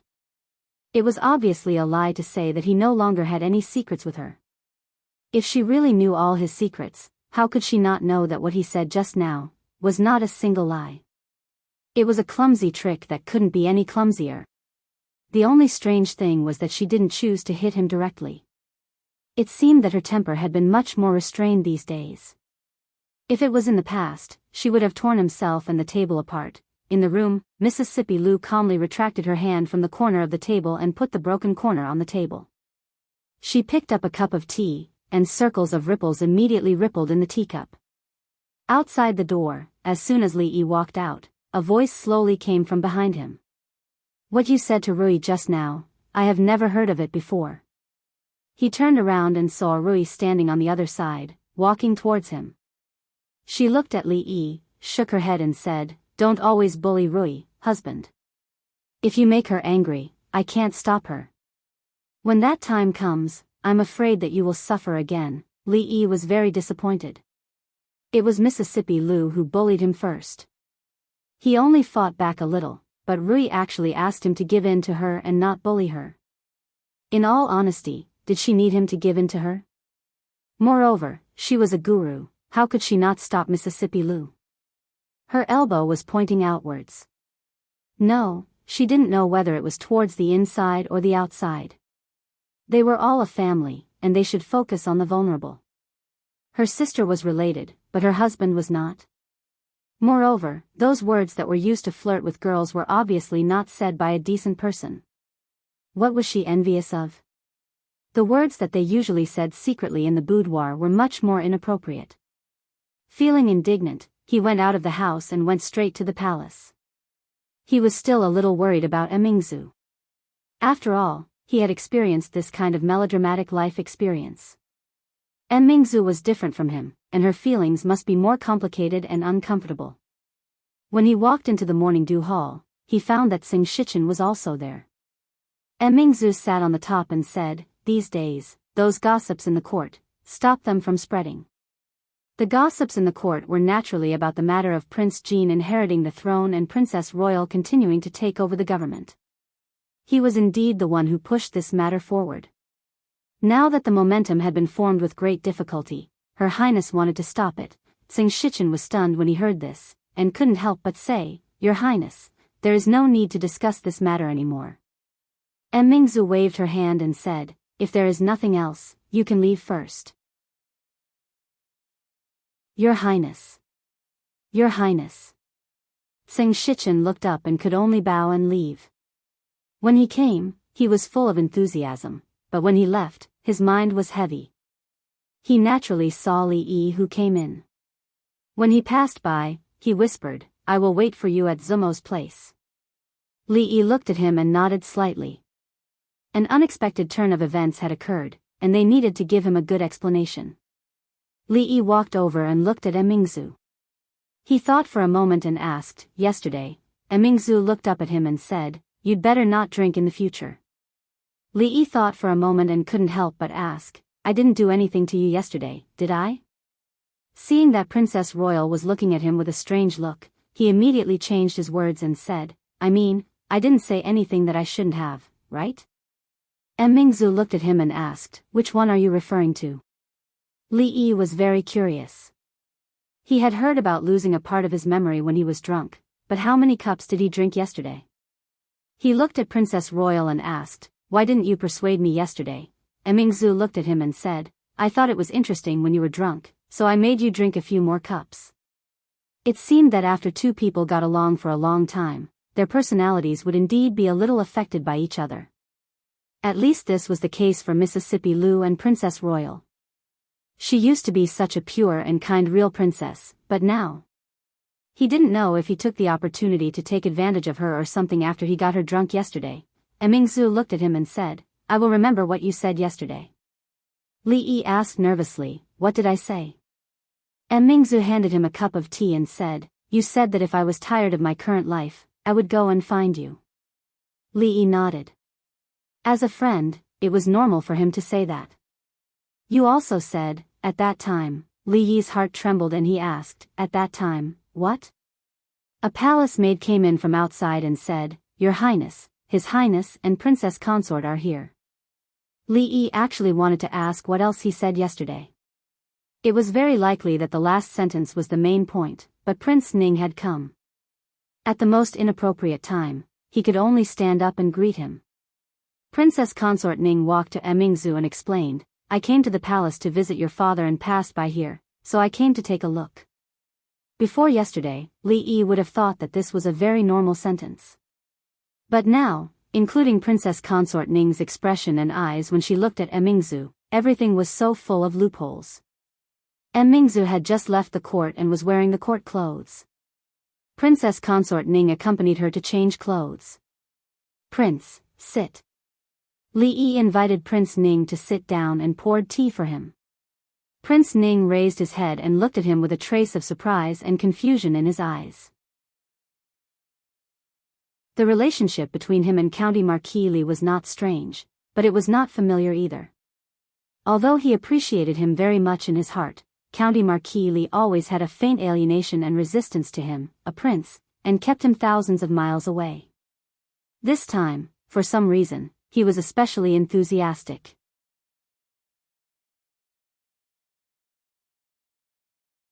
Chapter 945.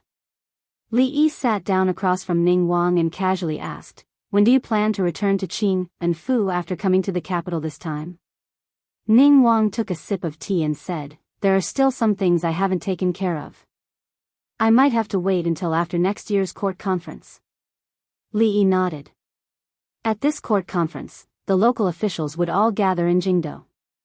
All the princes would also return to the capital. It was indeed a good opportunity to announce that matter. Ning Wang put down his teacup and looked at him.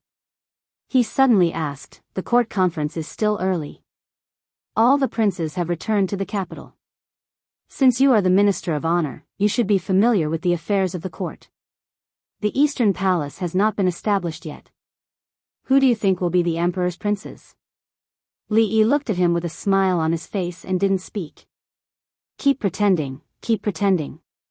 This matter had clearly been planned by him and the old emperor's brother. Right now, he was acting like he didn't know anything at all. If it weren't for Li Xian, the shameless spy who liked to peek at people talking, all of them would have fallen into their trap. Ning Wang's gaze was slightly strange. He asked, "Why are you laughing? Matters of the Eastern Palace should be decided by the emperor alone. As officials, we really shouldn't speak carelessly. However, I feel that, at the latest, by this year's court conference, the emperor should have made a decision." Li Yi, who had changed into a new set of clothes, walked out. After saying something that seemed to have a deeper meaning, he raised his hands to Ning Wang and rose to leave. For now, he was still an outsider, so he wouldn't disturb their family reunion. When the eldest princess saw him out of the hall, Li Yi paused in his steps. He lowered his voice and asked, "Yesterday, I said that when you get tired of it, you can come find me, and then?" The eldest princess, who had already walked to the door of the hall, paused and then turned. There was a smile on her face that Li Yi had never seen before. "Why don't you guess?" "Guess your sister. Where did you learn all these bad habits?" "You're the same as Lu Rui." Li Yi turned around and strode away without looking back. As a man, once a word was spoken, it was impossible to go back on it. Words that were spoken were like water that had been spilled. Even if it was said under the influence of alcohol, he had to be responsible for it. Thinking about it, Mingzu would not simply fabricate something to deceive him at that time. Taking 10,000 steps back, even if she made it up, there would be a limit. She couldn't possibly tell him that after he got drunk yesterday, he said, "When you're tired of me, come find me, I'll marry you, right?" There was no such thing. When he walked out of the palace gates and arrived at the Tsing Manor, Tsing Shichen was already waiting for him. Why did His Highness suddenly say those words? What did he mean? What exactly happened? Before Li Yi and Zoe Mo could speak, Tsing Shichen stood up and asked impatiently. After coming out of the palace, he was full of shock and confusion. There was no turning back. This matter involved a lot of people. Once it started, there was no turning back. Her Highness's words just now would cause all the efforts they had made these days to go down the drain. He was shocked and anxious. It was already very difficult for him to endure until now. Li Yi sat down, picked up the teacup, and said, "It's what you understand." Tsing Shichen was stunned and suddenly said, "Did things change?" Li Yi stretched out his hand and gestured for him to sit down. Then he said, "Don't worry, the final result may be better. You can rest assured, and let them rest assured. Some things could not be said clearly, but for a smart person like Tsing Shichen, it was enough to say this much. Tsing Shichen did not ask any more. After thinking for a while, he said in a low voice, "I understand." If he understood, he should go back quickly. These days, the Ministry of Revenue and the capital governor's residence were not busy. As the boss of the two departments, he actually had the free time to sit here and drink tea. If people saw him, they would think he was slacking off again. Of course, they were all polite people, and he could not speak so bluntly. Li Yi pointed to the teapot and said, "There should be no business in the yamen. It's still early. Would Lord Tsing like another cup of tea?" Tsing Shichen nodded. "Thank you, Lord Li." He had completely forgotten the traditional virtues of 5,000 years, and he had also lost the face of his ancestors. He did not even have this little bit of insight. How did he sit in the position of the capital governor? Yes, if he had not gone through the back door with Her Highness, the Tsing family would have been in prison like the Chui family, not to mention the capital governor. Then, Li Yi realized that this scene seemed familiar. He should have remembered that Tsing Shichen was such a blind person. Even the thought he had just had was not the first time he had thought about it. People would always fall at a certain place, stand up, and fall a second time, a third time. After waiting for Tsing Shichen to leave, Li Yi turned around and asked Zoyamo, "It's been so long. Your wedding dress is almost done, right?" The Luo Shui goddess glanced at him. Soon, soon. Why are you in such a hurry?" On the side, Xiao Chui opened her mouth as if she wanted to say something. After being glared at by the Luo Shui goddess, she immediately closed her mouth. Li Yi looked at her and said seriously, "By the end of this year at the latest, if you are not ready by then, I will take you back." Taking a woman in broad daylight. Tsing Zuamo looked at him with disdain and said, "Lord Li, you are the head of the Mathematics Academy, a doctor, a county marquis, not a robber. Aren't you afraid of being laughed at by the whole capital? There's one thing you're wrong about." Li Yi looked at her and said with a smile, "What doctor, what county marquis, these are all my part-time jobs. In fact, my real job is, really a robber." He picked her up by the waist and put her on his shoulder. Ignoring her panicked patting on his back, he strode into the room.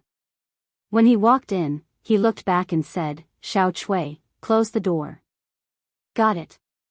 Xiao Chui ran over excitedly and closed the door.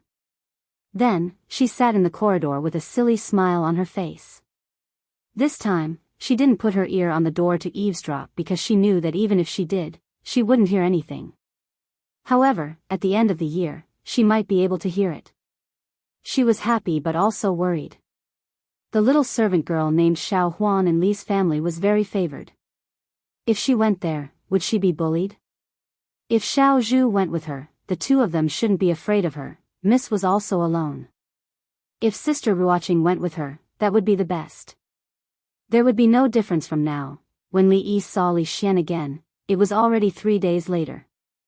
His clothes were disheveled and he looked haggard. 2 dark circles hung on his face, which was especially conspicuous. He looked like a frosted eggplant. He sat opposite Li Yi and gulped down a pot of tea. Looking into his eyes, he asked seriously, "Can I really not escape?"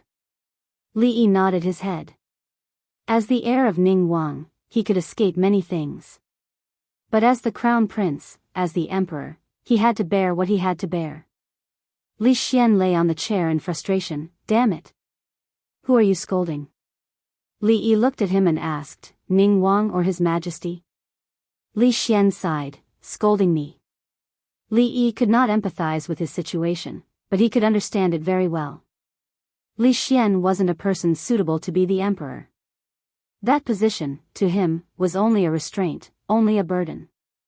What he yearned for was a bigger and more open sky, a sky that no one in this world had ever seen before. Thinking about how he would be the emperor, it was unimaginable. "Say, can I tell Imperial Father that I don't want to be the emperor and let Li Han be, he's still a child. Then say, can it be like what we originally planned, me being the emperor and handing over the court to Mingzu, just like now, with Mingzhu's influence in the court and among the people, aren't you afraid that she will really become the empress and make you a mere figurehead for the rest of her life, or even just abolish you and ascend the throne herself? Li Xian's eyes showed yearning as he muttered, that would be the best.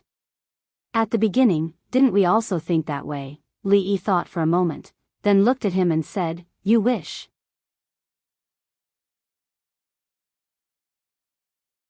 Chapter 946. Perhaps it had snowed a lot last winter, but there was no snow in the capital until the beginning of December this year. Of course, although there was no snow, the weather was very cold. The proud Lolita and Yong Ning wrapped themselves up tightly, only revealing a pair of large, watery eyes. Brother. Yong Ning had caught a cold a few days ago and had been recuperating in the palace. Only when she recovered was she allowed to leave the palace. Just as she walked to the door, she saw Li Yi. She opened her arms and quickly ran over. Perhaps it was because she was wearing too much, she accidentally tripped when she crossed the steps. Li Yi's figure flashed, and just as she was about to fall, he picked her up. He touched her nose and said, be careful. The proud Lolita walked over and raised her head to look at Li Yi. She said pitifully, sir, it's so cold. I want to drink some soup to warm myself up. Li Yi used his hand to cover her ears and said, it's cold outside. Let's go in first. The inside and outside of the house were two completely different worlds. After the two girls went in, they immediately took off their outerwear. Li Yi hung up their clothes and inadvertently glanced at the proud Lolita who had taken off her shoes and climbed onto the bed. He felt that there was no need for her to drink soup. Li Duan, who was more than 1 year old, could already walk steadily. Even though he could not walk fast, he could consciously speak some simple words. The two princesses and Xiao Huan were playing cards on the bed. He just sat quietly at the side and did not cry or make a fuss. She did not know if it was because her son was naturally obedient or because Mississippi Lu was by his side. Li Yi lifted the heavy curtain and walked out the door. He looked at the gray sky, rubbed his hands, and walked to the kitchen. It was another year of court session. In the 12th month, officials from various places started to enter the capital. In some remote places, the officials who had entered the capital earlier had already arrived. Of course, the ones who arrived the fastest were the nobles who had been enfeoffed outside. Ever since the weather turned cold in the 11th month, the old emperor's health had been deteriorating. The atmosphere in the court and palace was also as oppressive as the gray sky. During this period of time, the princes used all sorts of means. In the eyes of outsiders, the fight for the throne would most likely end up in the hands of either Prince Qi or Prince Xian. A small portion of the officials in the imperial court had already started to show signs of taking sides. Ever since Prince Jin succeeded the throne and the eldest princess' call for governance died down, no one mentioned it in the past few months. They needed to make plans for themselves and their clans. Li Yi continued to lead a leisurely life. If there were any difficult matters in the court, the eldest princess would take the initiative to come over. After discussing it with him, she would have an in-depth discussion with Mississippi Lu, and at the same time, she would freeload a meal. After eating and drinking to her heart's content, she would leave in satisfaction. The matters of the Mathematics Academy had all been handed over to Li Han. He planned that after this year, he would completely hand over the position of the headmaster to him. The Mathematics Academy was already in a good state. What was going to happen next was just a cycle that would repeat itself step by step. The winter of Jinghe 4th year was not pleasant. It was dry and cold with no snow, and there were frequent chills. It was not just Yongning. Ruoqing had also caught a slight cold 2 days ago. Although she was feeling better now, she still had some symptoms of coughing. Li Yi cooked some pears with rock sugar and placed them in a thermos cup to bring over. Pushing open the door of the courtyard, Xiao Chui and Xiao Zhu were playing shuttlecock in the yard. Li Yi asked casually, Xiao Zhu, where is Ruoqing? Xiao Zhu was playing shuttlecock. In such a cold weather, there were fine beads of sweat on her forehead. She must have been playing for a long time. She did not raise her head and said, Miss is in the room. Li, you can go and find her yourself. Li Yi walked through the moon door and walked to the corridor. Ruoqing's door was closed. She should be resting. The thermos cup could keep her warm for a long time.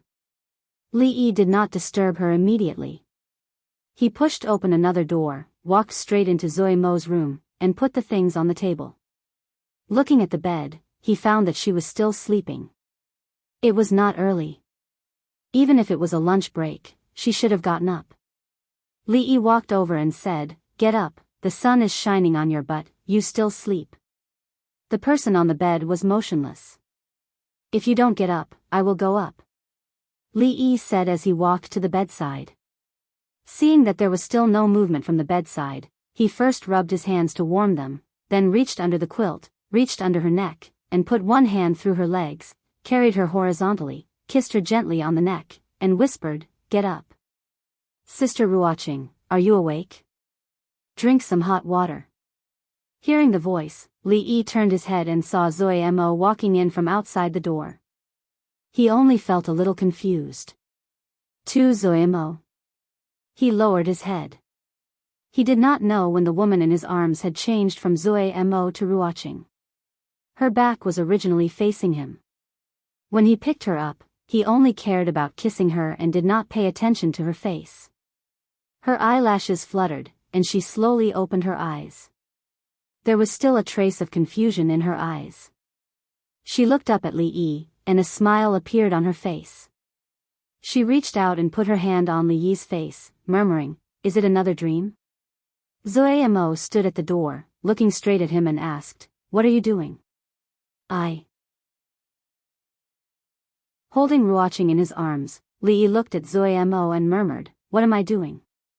"Come here." Zoe Mo glared at him and turned to walk outside. Li Yi looked down at Ruoqing and said with a bitter smile, I didn't do it on purpose." At this moment, Ruoqing naturally knew that this was not a dream. Blushing slightly, she explained, "It doesn't matter. The room here is warmer. These 2 days, she has let me sleep here." She looked outside and said, "I'm fine. Go and explain to her quickly." Li Yi gently put her down and tucked her in. He took the soup bowl and scooped a bowl of soup. "This is rock sugar snow pear soup," he said. "It has a secret recipe from the palace. Drink a little, very soon you won't be coughing anymore." When he walked to another room, Zoe Mo was already sitting in front of the bed waiting for him. Li Yi explained, I just thought Ruoqing was you." "I know." Zoe Mo looked at him and nodded. "I asked Sister Ruoqing to sleep in my room. It's not your fault. It was good to have a reasonable other half. When there was a misunderstanding, there was no need to explain so much. Actually, even if it wasn't a misunderstanding, and you really wanted to hug Sister Ruoqing, I wouldn't be angry." When Li Yi walked over, she suddenly raised her head and said, "You should marry Sister Ruoqing too. I know you like her too. Anyway, marrying one is marrying two is also marrying. I'll help you persuade her. She likes you no less than me. I'll persuade her. She will definitely agree." It was good that the other half was reasonable, but if it was too reasonable, there must be a trap. The reason Li Yi could live well until now was that he was used to all kinds of tricks and would not fall into such a clumsy trap. Li Yi frowned and said, "What nonsense are you talking about?" "You." Zoe Mo looked at him and said seriously, "I'm not talking nonsense. She, and you started earlier than me. She liked you earlier. I stole the person she likes. I'm sorry for her. Acting was a piece of cake for her and Ruoqing." Li Yi naturally would not be fooled by the surface. He shook his head and said, "Don't think too much all day. I peeked at Sister Ruoqing's diary. I know how she feels about you. I know how much she likes you." Speaking of the diary, memories that were almost forgotten surfaced, and Li Yi's heart began to tangle again. Zoe Mo looked up at him and asked, "You know all this too, right?" Li Yi was silent. Zoe Mo looked at him and said slowly, "Sister Ruoqing has suffered so much. You cannot let her down." Li Yi took a deep breath and looked at her. He said seriously, I have never thought of letting her down, nor have I thought of letting you down. Good. You really have such thoughts. You have always been thinking about Sister Ruoqing, you. As soon as Li Yi's voice fell, a slender hand climbed up his ear. Zoe Mo looked at him like an angry little tiger. Besides anger, her face was full of disappointment and regret. Li Yi was stunned on the spot. Could this be a series of traps, a trap within a trap?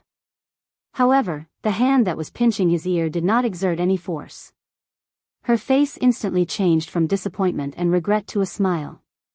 She asked, Look, did I act well? I can even sing on stage, right?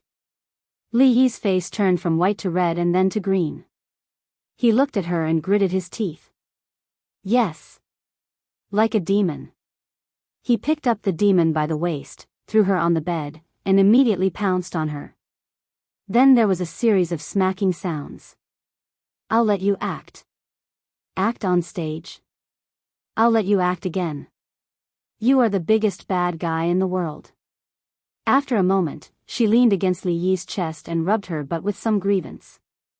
She murmured, You bad guy, if you let us down, I will bite you to death. Hiss. Li Yi sucked in a breath and said in pain, You can't bite that place.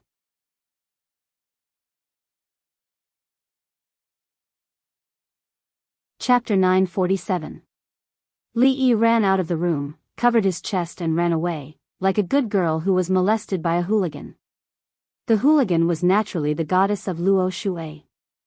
Under his training, the current her was less and less mindful of the distance between the two of them. In the courtyard, Xiao Chui widened her eyes, even forgetting that she was kicking the shuttlecock. The shuttlecock fell to the ground, causing Xiao Zhu to laugh without caring about her manners. You lost, you have to lend me that hairpin to wear for 3 days. We are good sisters, what is mine is yours. If you like it, I will give you that hairpin. Xiao Chui turned her head to look at her, curled her lips and said, But, this does not mean that I can't kick you. If not for Li scaring me, I can still keep on kicking. Just now, when she saw Li Yi run out while covering his chest, she was extremely puzzled. Could it be that her young Mrs. Temper was actually so impatient? After so many years, she still couldn't see it? She sighed in her heart. If Xiao Zhu wanted that hairpin, she could just give it to her. Why did she have to play this kind of senseless game with her, causing her to miss that wonderful scene?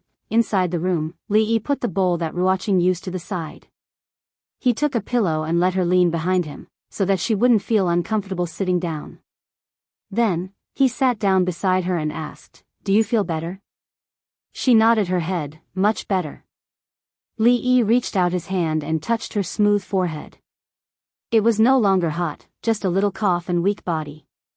She would recover after a few days of rest.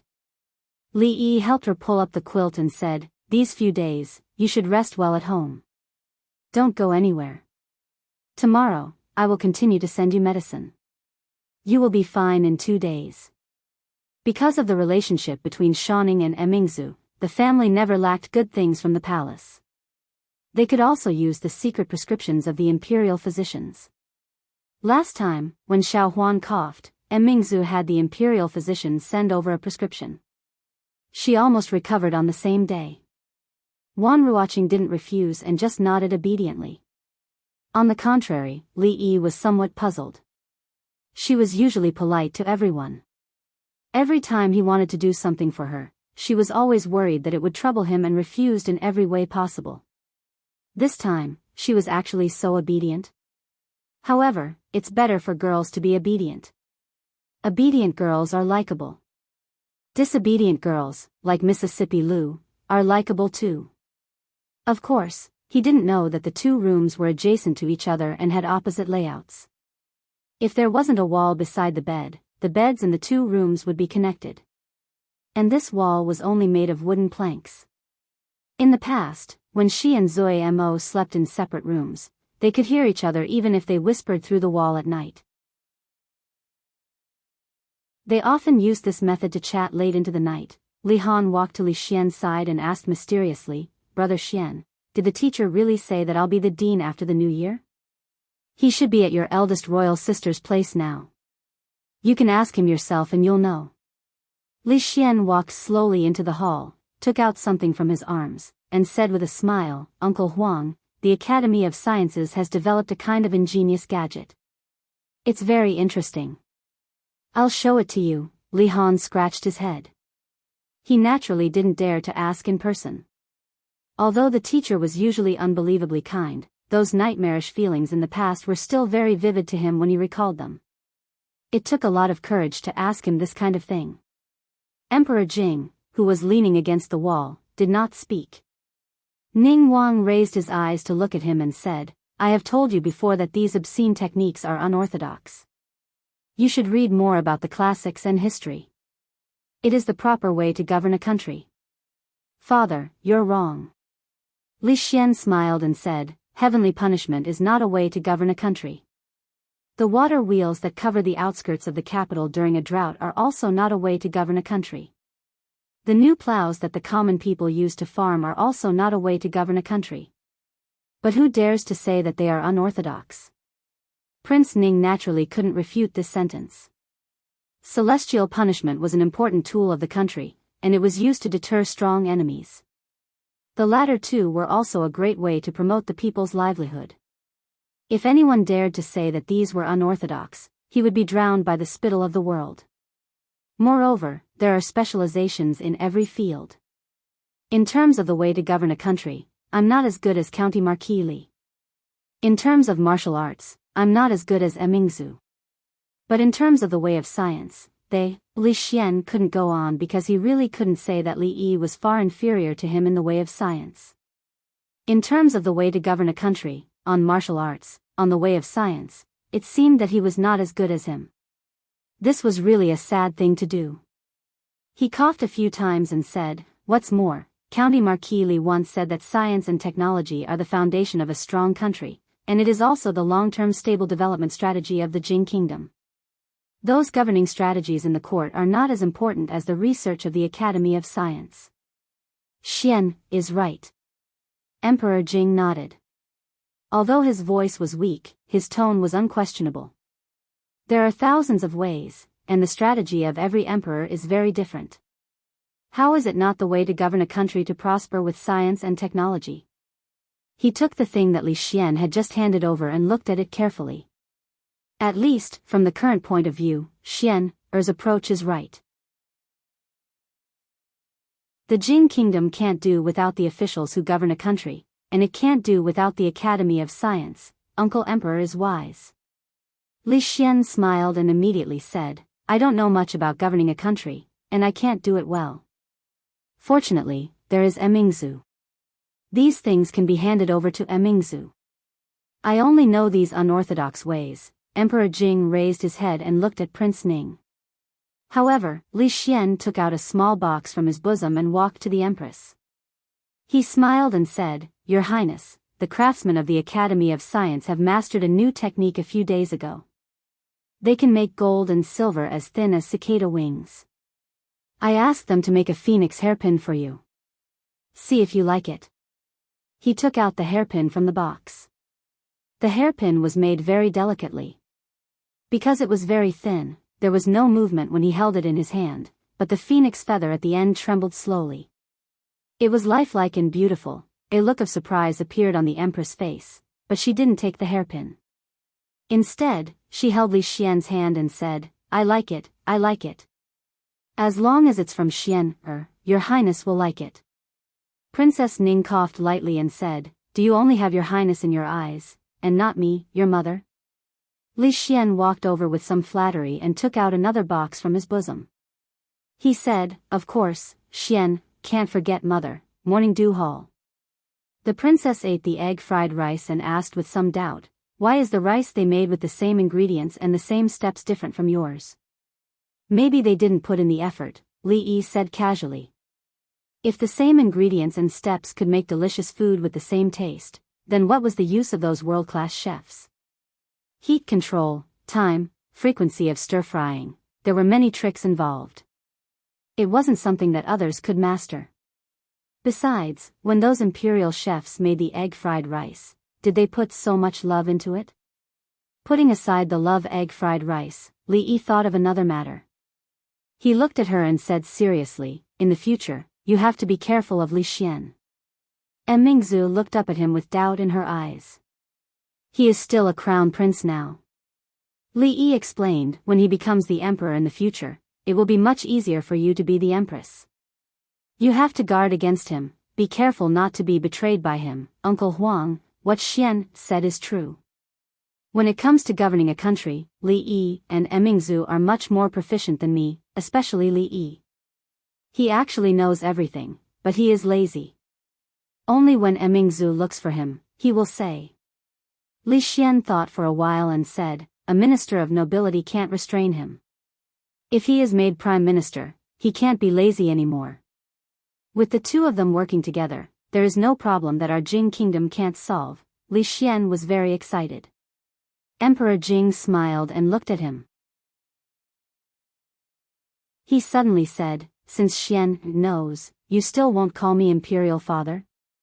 Li Xian's expression froze and his voice stopped abruptly.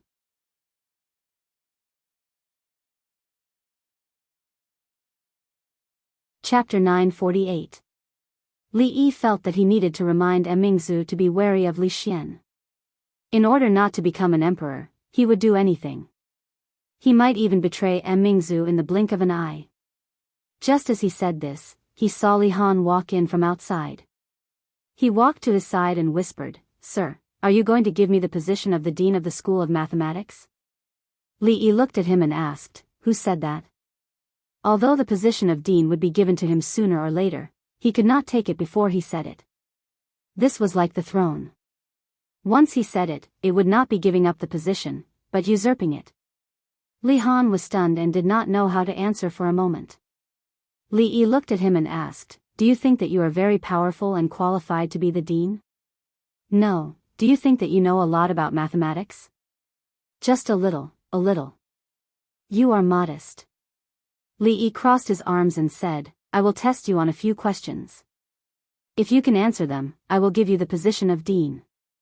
Although Li Han was young, he still knew his place. If mathematics was compared to a mountain, he could only be considered to be halfway up the mountain. The people from the Imperial College of Mathematics were at the foot of the mountain. As for Sir, he had to look up at the top of the mountain from time to time. He could not see clearly in the clouds. Seeing that Li Han's first reaction was to shake his head, Li Yi added, don't worry, you have learned it before. It will not be beyond the scope. Li Han's expression was serious and he said, Sir, please ask the question. Li Yi looked at him with a smile that was not a smile. This kid, how long has he been thinking about the position of the Dean of the School of Mathematics? 1 rooster is worth 5 coins, 1 hen is worth 3 coins, 3 chicks are worth 100 coins to buy 100 chickens.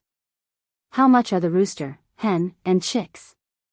Chicken wing 4, chicken hen 18, chicken chick 78, chicken wing 8, chicken hen 11, chicken chick 81, chicken wing 12, chicken hen 4, chicken chick 84. Li Han immediately said the answer. It was the simplest equation of 3 variables.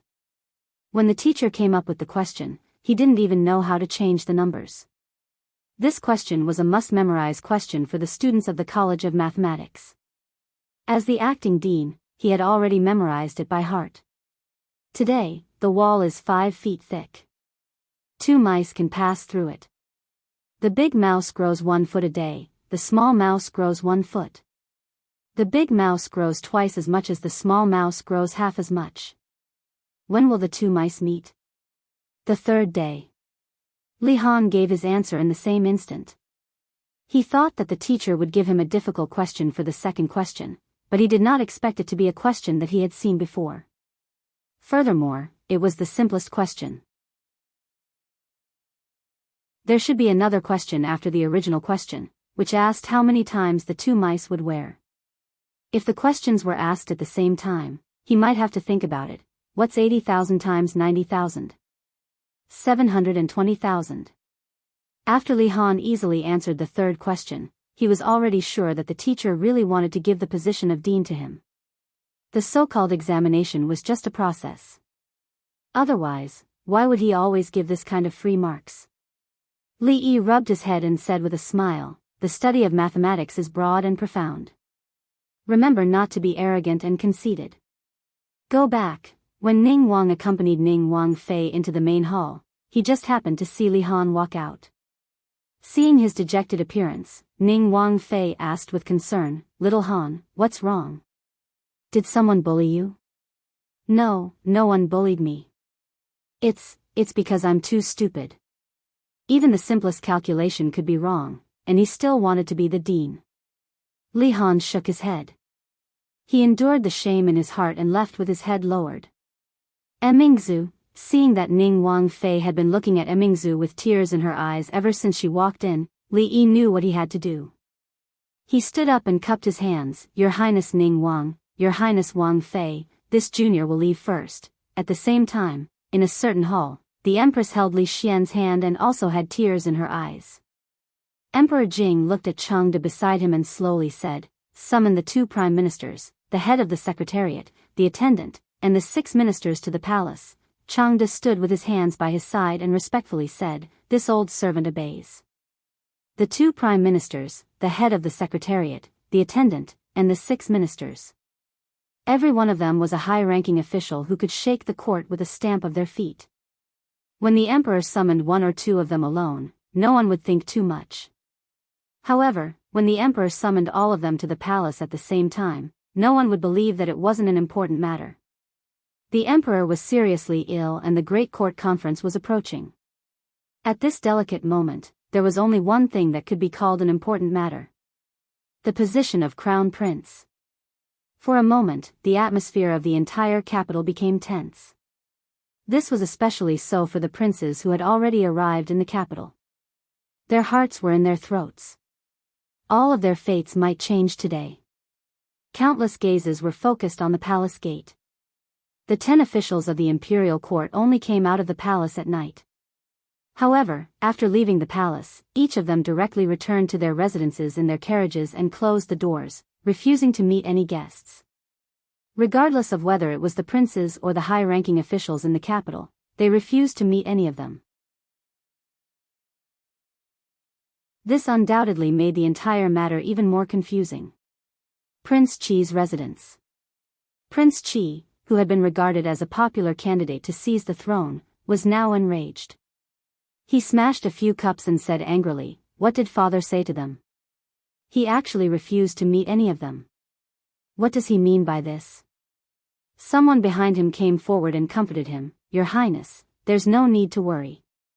We didn't meet Prince Xian either. After those lords returned, they refused to meet any guests." After hearing this, Prince Qi felt slightly more at ease. He was not afraid of not meeting him. What he was afraid of was not meeting Prince Xian or the other princes. The meaning behind this was very clear. He returned to his seat and said with a disappointed expression, "It's said that the throne will definitely be decided after the Great Court Conference. Right now, there's less than a month until the Great Court Conference. Even if father wants to wait, he should at least release some news." Prince Xian Manor, "Did they really say that?" A young man looked at the servants and asked, "Did you guys report my name?" That person immediately replied, "Your Highness, of course we reported your name." However, the servants in those lords' residences all said that they won't be meeting any guests recently. Not only did we not see them, but Prince Qi and the other princes also didn't see them. Hearing this, Prince Xian's countenance eased up a little. He waved his hand and said, "If that uncle of mine was still a servant, we wouldn't be in such a passive position right now." That servant sighed and said, "The Qin clan was so illustrious back then. To think that it has fallen to such a state. It's really a pity." Prince Xian let out a cold snort and said, "They only have themselves to blame. Qin Qing is Ai's uncle, but he didn't help Ai back then and chose to side with the king of Shu. Now, the clan that had several decades of glory has fallen to such a state that they almost became prisoners. Who can they blame for this?" Prince Xian was clearly still brooding over what had happened back then. When that servant heard this, he no longer dared to say anything else. Prince Xian and Prince Qi were not the only ones feeling perturbed. All the princes in the capital, as well as the high officials and nobles, felt very uneasy. However, there had been no news of what His Majesty had said to those lords. They could only wait for the upcoming Great Court Conference. The capital, which had been in a state of turmoil due to the fight over the position of the throne, suddenly quietened down again. However, everyone knew that this was probably the last moment of peace before the storm. Li Yi was really quiet. He held on to Li Duan with his left hand and Yong Ning with his right. His heart was extremely quiet. Li Duan was already very familiar with this little aunt of his and was willing to get close to her. Other than his family, the person he was the most willing to get close to was Shoning. Perhaps it was because the proud Lolita had been with him for the longest period of time. The closeness he felt towards Shoning was far greater than that of others. Yong Ning did not need to return for the next few days. After all, she had not fully recovered from her illness and would need to undergo psychological treatment from time to time. During this period of time, she did not need to stay in the palace. After coaxing the two little fellows to sleep, Li Yi still did not feel sleepy at all. The courtyard was a little cold, but he did not mind it at all as he lay on the chair. The sky was pitch black with no stars. The night was exceptionally quiet.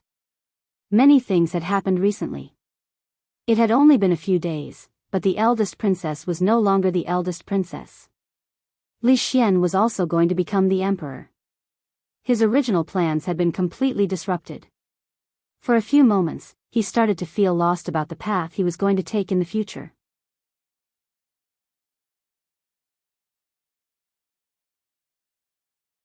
Chapter 949. It was already the 20th of the 12th lunar month. In another 10 days, it would officially enter the 5th year of Jinghe. Many high-ranking officials and dignitaries in the capital had already begun to busy themselves with the New Year's festival. The common people were naturally busy as well. While they were busy, they couldn't help but feel a little worried. The weather seemed to be colder than in previous years, but there was no snow in the capital this year. Not only the capital, but there was no snow in the 13 states of the Jiangxi region. For experienced farmers, they naturally knew what this meant. If it didn't snow this winter, the harvest next year would not be optimistic. Ruoqing's body had recovered. During the new year, the business of the brothel became more and more busy, but Zuamo kept a close eye on her and didn't allow her to manage those things. She was gentle, so she naturally couldn't dissuade Zuamo. The two of them just went out to buy some New Year's goods. Sometimes it was 3 people, and Li Yi played the role of carrying the bags. It was a happy thing to carry the bags for his woman. These things didn't need servants or guards to do for him. According to his original plan, this year's reunion night should be spent with the family. However, Zuamo's wedding dress had not been finished for a long time, and there was no good time to tell Ruoqing. The imperial court meeting was approaching. It was not difficult to imagine that the whole capital would directly explode at that time. Li Yi himself didn't know how many things he had to do.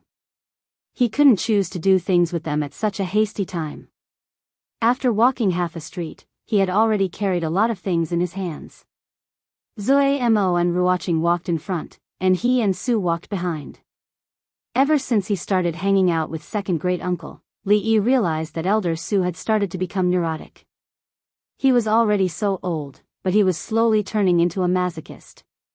His tendency to be a masochist was very serious. Every time he was abused, he would quietly find a place to sit, and his mind would wander off. In recent days, his realm had improved again, and he didn't need to find a quiet place to wander. After Little Red entered the door, Fong no longer needed to go to the Jade Courtyard, so naturally, he didn't need to follow her. Su's head was like a block of wood. Li Yi was bored by himself, so he went over and looked at the things they bought. He asked curiously, "Didn't you buy these things 2 days ago? Why are you buying them again?" "This is for Mrs. Chen." Drunk Mo looked at him grumpily and said, "Mrs. Chen is usually so good to us. It's almost the new year, so we naturally have to buy some gifts to send over." Li Yi smiled and said, "In a family, the man takes care of the outside and the woman takes care of the inside. I know you will think of these things, whose family with you?" Drunk Ink glanced at her and took Ruoqing's hand, saying, "Let's go to that shop and have a look." Ruoqing looked at her and smiled, and was immediately pulled away by Zuo Li realized that ever since she had let go of the knot in her heart and said those words, some things had changed. For example, she had started to be on the same side as Ruoqing, making him seem like an outsider. He wouldn't lower himself to her level now, but after she married into the family, he would deal with her properly. As for what she had just said, he naturally wouldn't ignore it. Although the Qin family had been confiscated, their property confiscated, and their servants chased away, it wasn't as if nothing had been left behind. Qin Chong and the Qin brothers now ran a cloth shop. It wasn't big, but it was more than enough to support a family. Of course, as the only designated supplier for the ready-made clothing shop in the capital, they didn't have to worry about business at all. Qin Chong didn't accept his gift, but he didn't reject it. What a hypocritical fellow. It wasn't easy to run a shop in the capital, especially for a family like the Qin family that had once been glorious and then quickly declined. Former friends might not still be friends, and former enemies would definitely still be enemies.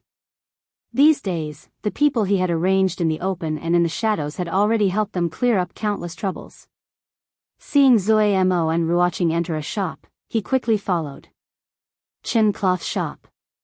This was a newly opened cloth shop in the capital. Its name was ordinary, but the people who opened it were not ordinary at all. Once, the House of Duke, the Qin family had two sons. One was a minister, and the other was a third-rank attendant. They had countless friends and had unparalleled influence in the capital. They were the people that most of the common people and even the nobles looked up to. But that was then, and this was now. The present Qin family was just a commoner's family, no different from the majority of the people in the capital. The common people often talked about the prosperous poor, but they loved to see the nobles in distress even more. Every day, many people would come here, not to buy cloth, but to see what the once glorious Qin family had fallen to. After Qin Chong entered the shop, he waved his hand and said, "Li Jun, these rolls of cloth were ordered by a customer yesterday. They will be coming to collect them soon. Move them over there." Yes. Qin Li Jun, who had once been one of the capital's greatest profligates, was now wearing extremely ordinary clothes. Hearing this, he immediately ran over, strenuously picked up the rolls of cloth, and placed them on the other side of the shop. Qin Chong lifted a curtain and walked into a small room inside. Frowning, he said, "Miao Yu, didn't I tell you to rest at home? Why are you here again?" Among the women, third Miss Chen looked back and shook her head. "It's so boring staying at home. Why don't you come over and teach them how to embroider? If you feel bored, let's show, or accompany you to the brothel to watch a show. I heard that there's a new show going on there recently. It's fine, second brother. I can only feel at ease if I have some work to do." Qin Chong looked at her, shook his head slightly, and finally said no more. Inside the shop, seeing that another customer had come in, Qin Li Jun hurriedly got up, walked over, and asked, "Sir, are you looking around or?" A young man smiled and said, "To collect the goods." Qin Li Jun nodded his head and said, "Please show me your bill." The young man took out a piece of paper from his bosom. Qin Li Jun glanced at it, then walked to the other side and quickly came back with a roll of cloth. He said, "This is your cloth. Please check it. If there's no problem, just pay the balance." The young man opened the roll of cloth and turned it around to examine it. He asked, "Is this cloth sturdy? Don't pass it off as good. If it's not sturdy, I won't pay." Qin Li Jun smiled and said, "Sir, don't worry.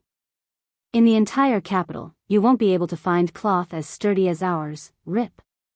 The young man stretched out his hand and lightly tore the cloth in his hand. He threw the roll of cloth on the ground, looked at Qin Li Jun, and asked, "This is the sturdiest cloth in the capital?" Qin Li Jun stared at him in a daze.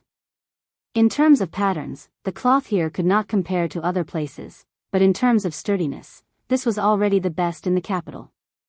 Who would have thought that the person before him would be able to casually tear this cloth apart with his bare hands?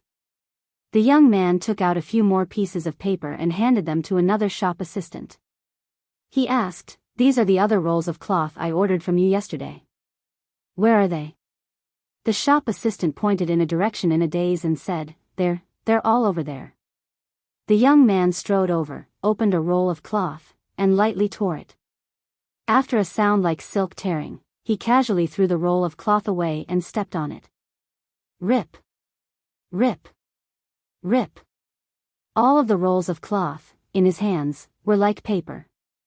He easily tore them apart and threw them on the ground. He stood in the middle of the rags and indifferently said, "This is the sturdiest cloth in the capital that you spoke of?" You're tuning in to the Journey of the Soul YouTube channel. Don't forget to subscribe and join us on this journey to catch the most captivating stories.